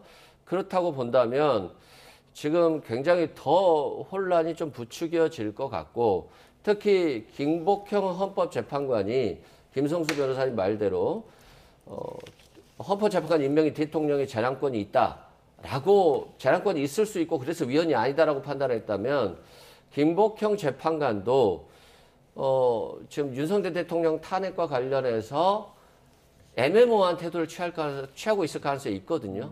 그런 측면에서 지연되고 있는데 그렇다고 할지라도 문영배 재판관이 3월 말을 그리고 4월 첫째 주를 넘기지는 않을 것이다. 예. 라고 생각합니다. 지금 민주당이 그 최상목 부총리와 관련해서는 탄핵 강행하겠다라는 입장 아닙니까? 근데 오늘 이렇게 기각 결정이 나오고 나면 좀 동력을 잃는 건 아닙니까? 그러니까 정족수 부분도 그러면 탄핵 소추 의결할 때 물론 이제 이 2명뿐이 없지만 예. 이게 200인으로 할지 예. 사실 151인으로 할지부터 헷갈리기 시작해요.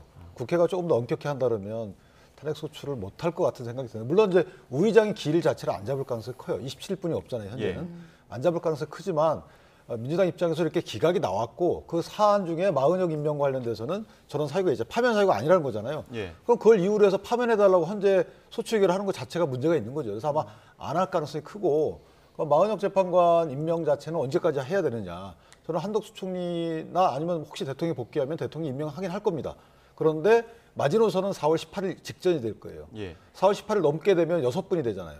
그 5분이 돼버리는 거예요. 6분이 되는 거죠. 예. 그러면 심리 정족수가 안 나오죠. 7명 이상이 돼야 되는 건데 따라서 4월 18일 직전에 임명하게 되면 헌재를 무력화시킨다는 비판을 피할 수 있는 거거든요. 그리고 지금 임명하게 되면 어떤 문제가 있냐면 9분의 재판관 중에 3분을 특정인에 대해서 탄핵소추 의결해놓고 그다음에 거기에 맞는 사람들 임명한 꼴이 되는 거예요. 국회가 임명하는 거잖아요. 국회라는 것은 검사의 역할을 하는 건데 검사가 재판관을 임명을 3명을 한다는 거잖아요. 이게 말 자체가 안 맞잖아요. 그렇기 때문에 지금 하기는 어렵고 따라서 4월 18일 직전 그때가 뭐 대통령에 대한 탄핵 심판 선고가 난 시기인지 안 난 시기인지 모르겠지만 그쯤 되지 않을까 이렇게 생각합니다. 예. 앞서 이승훈 부위원장께서는 그 이재명 대표 공직선거법 결과가 나오는 시기, 선고 시기, 그리고 결과에도 좀 헌법재판관들이 관심을 두고 있을 것이다라는 말씀 주셨는데 수요일에 공직선거법 위반 사건 항소심 선고가 나오는 날입니다. 그 항소심 핵심 쟁점을 한번 정리해 볼까요? 예, 이 공직선거법 위반 부분 일단 설명을 드리면 지금 현재 공직선거법 내에서 허위사실 공표죄라는 것이 있습니다. 그래서 이것이 어떠한 당선을 할 목적 또는 당선이 되지 않게 할 목적으로 이 특정인에 대해서 어떠한 행위라든지 뭐 이런 이력 그런 부분들에 대해서 허위의 사실을 공표하면 이에 대해서 처벌을 한다는 그런 규정이 있는 것이고 그리고 이 공직선거법 위반으로 처벌을 되는 경우에는 이 피선거권에도 제한이 이제 발생할 수가 있기 때문에 이것이 굉장히 이재명 대표의 이런 정치적인 부분에도 관계가 있는 중요한 사건이다라는 이런 이야기가 나오는 것이고 지금 현재 1심에서는 이 부분 관련 유죄 유죄가 선고가 됐었습니다. 그리고 이 유죄의 정도가 결국엔 피선거권의 이 제한까지도 될 수 있는 이런 형량이었기 때문에 이번 항소심에서도 유무죄에 대해서 어떻게 판단을 할 것인지, 그리고 이것이 유죄가 만약에 선고가 된다라고 한다면 그 양이 어느 정도인지에 따라서도 이 피선거권의 이런 제한까지도 가능한 부분이 있을 수가 있기 때문에 이런 부분이 종합적으로 굉장히 좀 중요한 부분이다, 이런 이야기가 나오는 쟁점입니다. 예. 또 위헌법률 심판 제청 신청한 부분들도 있잖아요. 그 부분 좀 변수가 될까요? 아마 법원에서 위헌법률 심판 제청 신청을 저번에 기각했잖아요. 예. 그렇기 때문에 한 번 같은 재판부에서 기각했는데 이번에 인용한다라고 보기에는 가능성은 별로 없어 보입니다. 다만 이제 김문기 씨를 몰랐다 부분과 관련해서 무죄가 나왔었고요. 골프 사진과 관련해서 이게 조작된 거 아니냐 이 부분에 대해서는 실제 여러 명이 찍은 걸 4명이 찍은 사진처럼, 그리고 이 4명만 골프를 치러 간 것처럼, 그리고 그 날짜에 골프를 치러 간 것처럼 되어 있기 때문에 이건 좀 사진이 조작된 부분이 있어요. 그래서 저는 이 부분까지는 뭐 당연히 무죄가 나올 거로 보여지고요. 또 이재명 대표가 한국식품연구원 부지 이전과 관련해서 국토부의 압박을 받았다 또는 협박을 받았다 이런 걸로 지금 허위 사실공표죄로 기소가 됐잖아요.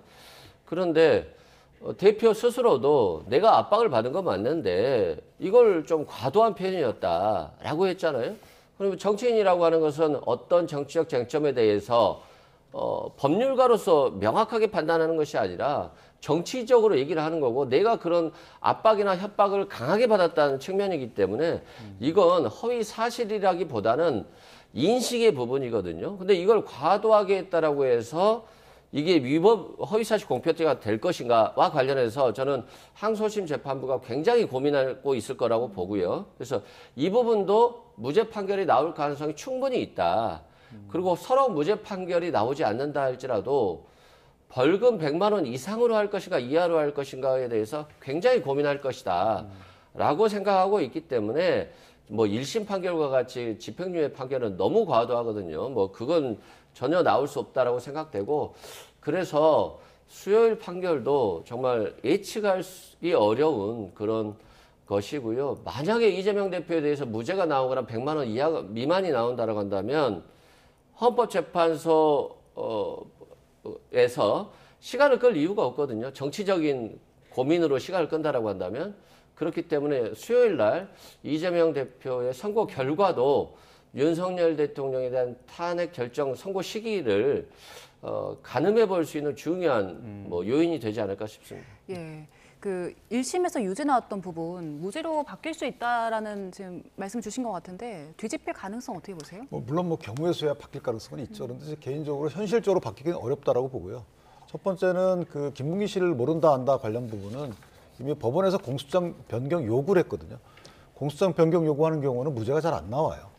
그래서 그 부분이 문제가 있는 것이고, 또 하나는 이제 그 백현동 관련해서 국토부 협박 문제는 구체적인 얘기를 했어요. 이재명 대표께서 국정감사 당일날 직무유기로 마치 뭐 무죄 삼을 것처럼 해서 협박받았다. 협박이라는 단어 자체는 주관적 평가죠. 압박이든 협박이든 압력이든 이게 상관이 있는 게 아니고 직무유기를 문제 삼을 것 같이. 그러니까 직무유기를 문제 삼는다는 발언이 전혀 안 나왔고 1심 때 했던 그 이후에 2심 때 증거조사를 2번 했는데 2명의 증인이 나왔습니다. 유무죄 관련돼서. 양형 증인도 2명 나왔지만 이 2명의 증인이 이재명 대표 측에 유리한 증언을 하지 않았어요. 그렇다면 변경 사유가 없는 거고, 따라서 그대로 유지될 가능성이 있고, 오히려 저는 김문기 씨 관련된 그 증언과 관련돼서 이 부분이 포괄일죄로 기소됐기 때문에 일부 이유무죄가 없어질 가능성이 있어요. 그래서 전체가 다 유죄로 나올 가능성이 있기 때문에, 왜냐하면 공소장 변경 요구를 했는데 이것을 4번에 걸쳐서 매체 나와서 한 얘기들을 각각 사유별로 분석해달라고 얘기했단 말이에요. 예. 근데 재판부가 뭐라 그랬냐면 이 부분이 주관적 인식이 아니고 알게 된 시점에 대한 거짓말한 것이 아닌가로 볼 수 있는 있는 것 아니냐. 그러니까 성남시장 때 그 알았음에도 불구하고 마치 경기도지사 시절에 재판 때 알았던 것처럼 이렇게 얘기까지 나왔기 때문에 이유무죄가 오히려 유죄로 나올 가능성이 더 커졌다. 저 개인적으로. 네, 그 윤 대통령 형사재판 관련해서도 잠시 또 이야기 나눠보겠습니다. 그러니까 오늘 그 속보가 나왔습니다. 정식 공판일은 다음 달 14일로 나왔는데 1차 공판 준비 기일 때 그 사건을 그 김용현 전 장관이나 그 병합할 것이냐, 병행할 것이냐 이런 심리 관련해서 검찰은 병합은 안 되고 병행 심리 해야 된다 이렇게 재판부에 요청하긴 했었거든요. 이 부분과 관련해서 재판부에 좀 판단은 이제 병합 여부는 좀 고민해보겠다라고 이제 오늘 들어왔습니다. 이거 좀 어떻게 좀 정리가 될까요? 예, 이 사건의 진행에 있어서 병합 그리고 병행의 이제 차이를 말씀을 드리면 예. 이 병합 사건 같은 경우에는 이 여러 개의 사건이 있지 않습니까? 이 여러 개의 사건이 이 사실관계라든지 이 부분 동일한 부분이 있다라든지 아니면 굉장히 유사한 부분이 있다라고 한다면 한 개의 사건처럼 진행을 하는 것이다라고 볼 수가 있습니다. 예. 그렇다 보니 이 다른 피고인에 대한 사건이 조금 지연되는 부분이 있다고 한다면 이 조금 쟁점이 간단한 피고인도 그 끝날 때까지 이 기일이 같이 지연되는 그런 효과가 발생할 수 있는 것이 병합 심리라고 볼 수가 있는 것이고 이 병행 심리 같은 경우에는 이 사실관계라든지 이런 부분이 동일하지만 이 병행해서 심리를 한다라고 볼 수가 있는 겁니다. 그래서 이 부분의 차이가 있고 이 각각에 대해서 이 병합 심리를 선호하는 이 사건의 피고인도 있을 수가 있는 것이고 병행 심리를 선호하는 경우도 있을 수가 있는 것이거든요. 그리고 현재 이 형사 합의 25부에서 사건이 진행되고 있는데 이 김용현 전 장관이라든지 이 지금 일부 사람들에 대해서는 병합 심리가 이제 결정이 됐습니다. 그래서 지금 경찰의 수뇌부가 병합 심리로 진행이 되고 있고 이 군 관련 관계자들의 지금 그 진행이 병합 심리로 진행되고 있는데 이와 관련 이 윤 대통령의 사건도 결국에는 나중에 병합이 되는 것이 아니냐 이런 추측이 나오고 있는 그런 상황이기 때문에 이에 대해서도 언제 그렇다면 병합이 될 것인지 아니면은 계속해서 병행 심리로 진행될 것인지도 봐야 되는 그런 상황인 겁니다. 예, 윤석열 대통령이 그 지난 1차 공판 준비기일 때 출석 의무가 없는데도 직접 출석을 했고요. 또 탄핵 심판 선고 그 변론 준비기일 때도 꼬박꼬박 출석을 해서 본인의 입장을 적극적으로 밝혔잖아요. 4월 14일 그때 본격 정식 재판에 들어가면 그때도 직접 본인의 입장을 좀 강력하게 밝힐까요? 그렇죠. 첫 길은 무조건 출정을 해야 됩니다. 그때는 이제 인정신문이라 해서 본인이 맞는지에 대한 신문 절차가 있어요. 그래서 첫 길은 무조건 출정을 해야 되는 부분이고 당연히 나가야 되겠죠. 탄핵 심판의 경우에는 사실 첫 기일 날 원래 체포영장이 발부된 상태에서 놓쳤잖아요. 연기 신청했는데 연기도 안 받아줬잖아요. 그 일은 걸석 재판이 가능함에도 불구하고 나갔단 말이죠. 그런 윤 대통령의 스타일상 아마 형사재판에 당연히 나갈 거고 왜냐하면 경험자거든요. 내가 그 사실관계를 경험한 어떻게 보면 유일한 사람일 수 있는 거기 때문에 경험자로서의 경험에 따른 어떤 증인신문도 할 가능성이 크고 해서 반드시 출정할 것이다라는 생각이 들고 병합 심리가 돼야 된다고 보는 거죠. 왜냐하면 이게 한 사건이거든요. 그렇다면 네. 다른 병행하게 되면 증거조사를 다 따로 해야 돼요. 예. 그럼 한 증인이 3번, 4번 나와서 똑같은 증인신문을 해야 되잖아요. 그러니까 이건 병합 사건으로 처리될 가능성이 있는 것이고 예. 검찰에서는 병합 사건 처리되게 되면 재판이 길어지거든요. 예. 그러니까 그것을 하지 말자고 하는 거고 윤 대통령 입장에서는 재판을 늘리기 위해서 병합 심리를 해달라는 게 아니고 병합 심리를 해야지만 재판이 콤팩트하게 가는 거예요. 그래서 그게 원칙입니다. 예. 따라서 거기에 대한 이제 재판부가 결정하겠지만 그런 서로 간의 사안이 다르다. 예, 어떻게 바라십니까?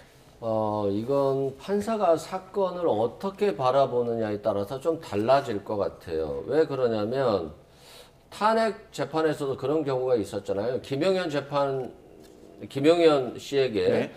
대통령이 물으니까 대통령이 물어보니까 그런 것 같습니다.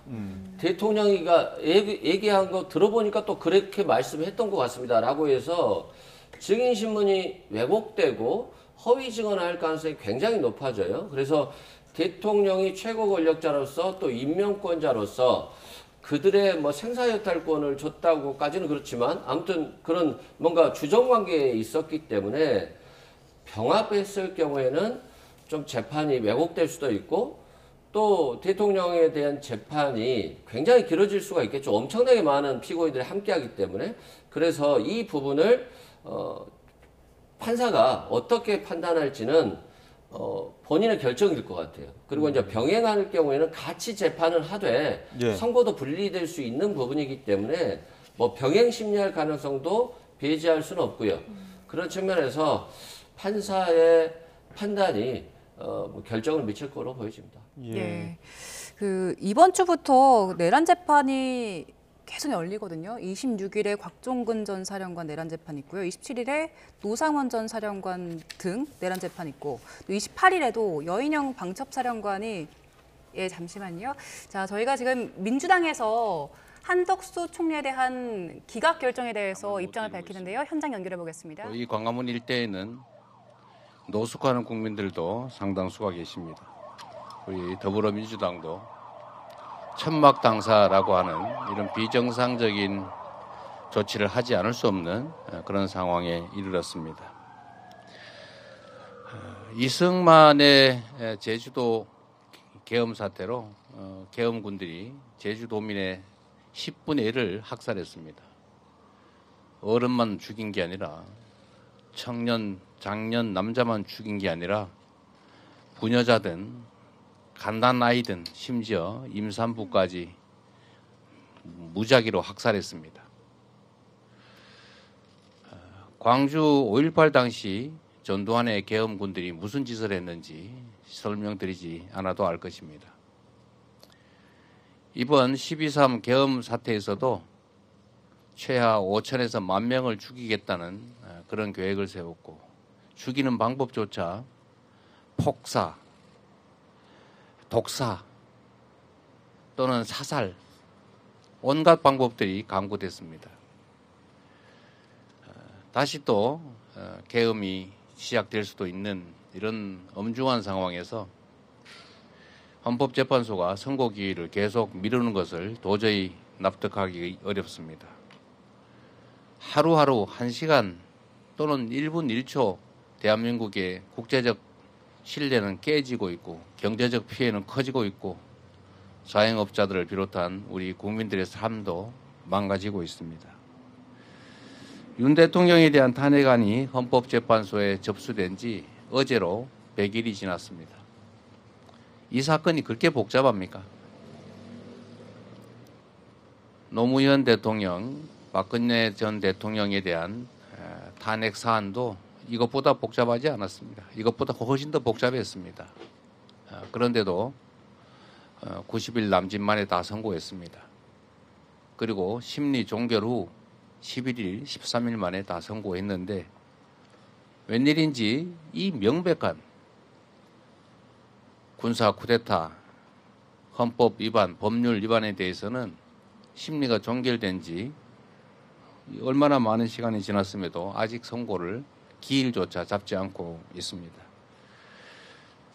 현재 선고가 계속 지연되면서 전국 곳곳에서 불안과 갈등이 촉발되고 있습니다. 심각한 대립으로 국민들 사이에 전선이 그어지고 있습니다. 사실상 심리적 내전을 넘어서 물리적 내전 상황이 계속 예고되는 상황입니다. 이런 신속한 선고만이 그간의 혼란을 종식하고 대한민국을 다시 정상화하는 그 첫 출발점이 될 것입니다. 오늘 한덕수 국무총리에 대한 탄핵 심판 선고가 있었습니다. 결정이야 존중하지 않을 수 없는 상황이지만 명백하게 고의적으로 헌법기관 구성이라고 하는 헌법상의 의무를 어긴 이 행위에 대해서 탄핵할 정도는 이르지 않았다라는 판결을 우리 국민들께서 과연 납득할지 모르겠습니다. 경범죄 처벌법을 어겨도 다 벌금 내고 처벌하지 않습니까? 우리 국민들은 형법 조항이든 식품위생법이든 조항을 어기면 다 처벌받고 제재받습니다. 그런데 대통령 권한 대행은 헌법이 명확하게 정한 헌법기관 구성 의무라고 하는 헌법상 의무를 명시적으로, 의도적으로 악의를 가지고 어겨도 용서됩니까? 이 점에 대해서는 우리 국민들께서 판단하실 것으로 믿습니다. 신속한 윤석열 대통령에 대한 선고가 있기를 바랍니다. 산불 진화 작업 중에 유명을 달리하신 분들이 무려 4명이나 나왔습니다.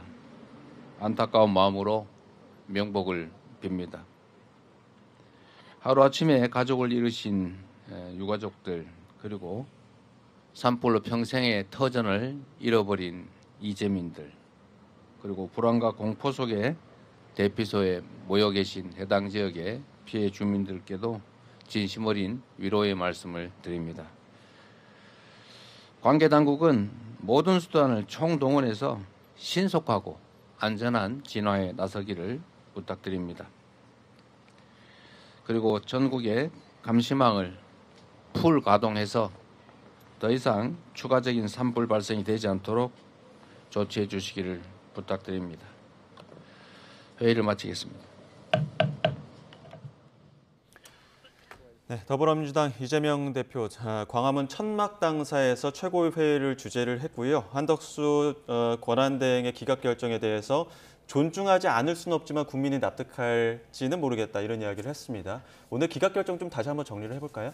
예, 일단 이 8인의 재판관이 이에 대해서 의견을 정리한 거지 않습니까? 그래서 설명을 드리면 이 기각 의견이 5인이 있었습니다. 그래서 문영배 재판관, 임희선 재판관, 김영두 재판관, 정정미 재판관, 그리고 김복형 재판관까지 이 5인이 기각 의견을 냈다고 볼 수가 있는 것이고 이 각하 의견이 2인이 있었습니다. 그래서 정영식 재판관, 조한창 재판관 이 두 사람이 이 각하 의견을 냈습니다. 그리고 인용 의견이 1인 있었는데 이 1인은 정계선 재판관이었습니다. 그래서 이에 대해서 각각 설명을 드리자면 일단 기각 의견의 5인 중에는 이 4명의 재판관, 문영배 재판관, 임미선 재판관, 김영두 재판관, 정정미 재판관이 이 의견을 같이 하고 이 김복형 재판관은 의견을 조금 달리한 부분이 있습니다. 그래서 설명을 드리면 이 4인의 재판관이 판단한 부분은 이 법적인 부분에 대해서 이 헌법이나 법률에 위반이 있는 부분이 있다는 겁니다. 그래서 그 내용이 특검법의 제2요구권 행사라든지 이런 부분들에 대해서는 이 법상의 위반이 있다라는 이 국회의 의견 자체가 증명이 안 되는 부분이 있다라고 봤지만 다만 헌법재판관을 임명을 하지 않은 이 부분에 대해서는 이 헌법상의 이 66조, 111조 그리고 국가공무원법 56조에 이러한 법 규정을 위반했기 때문에 이것은 위반이 맞다라고 본 것입니다. 다만 이 탄핵에 이를 정도로 이 위반이 중대한지를 판단을 했을 때는 중대하지 않다라고 본 것이죠. 그렇다 보니 탄핵에 대해서 기각 의견을 낸 것이 4인의 재판관의 의견이었고 이 김복형 재판관 같은 경우에는 이 대통령의 그 국회에서 이제 선출한 이 재판관 후보들에 대해서 임명을 할 수 있는 이 부분에 대해서도 대통령의 재량이 일부 인정이 된다는 겁니다. 그리고 이 특검에서 이 상설특검에서 이 관련 특검법이 있습니다. 이 특검법에서 지체 없이 이 후보자 추천을 의뢰를 해야 된다는 부분이 있는데 이것과 관련해서도 이 상당한 기간이 부여되지 않은 상태에서 탄핵 수추가 의결이 됐기 때문에 이 부분에 대해서도 법률상의 위반이 있다고 보기 어렵다. 이렇게 봤기 때문에 이 김복형 재판관의 의견은 이 법상의 위반이 대부분 없다라고 판단을 한 이런 별개 의견이 나왔던 것이 있습니다.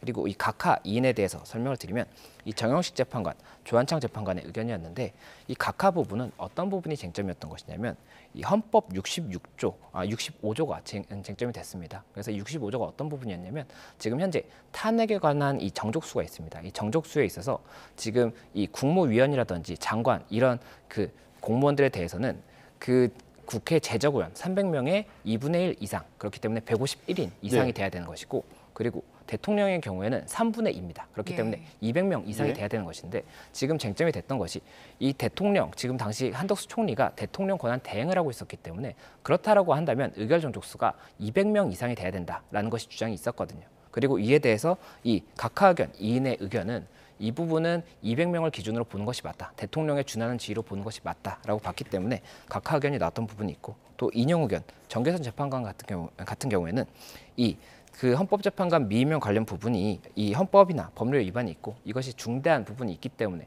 이에 대해서 파면에 이르는 것이 정당하다 이렇게 봐서 인용 의견을 했었기 때문에 이렇게 의견이 나뉘었고 이 구체적으로 봤을 때는 4가지 의견으로 나뉘었다 이렇게 볼 수가 있는 겁니다.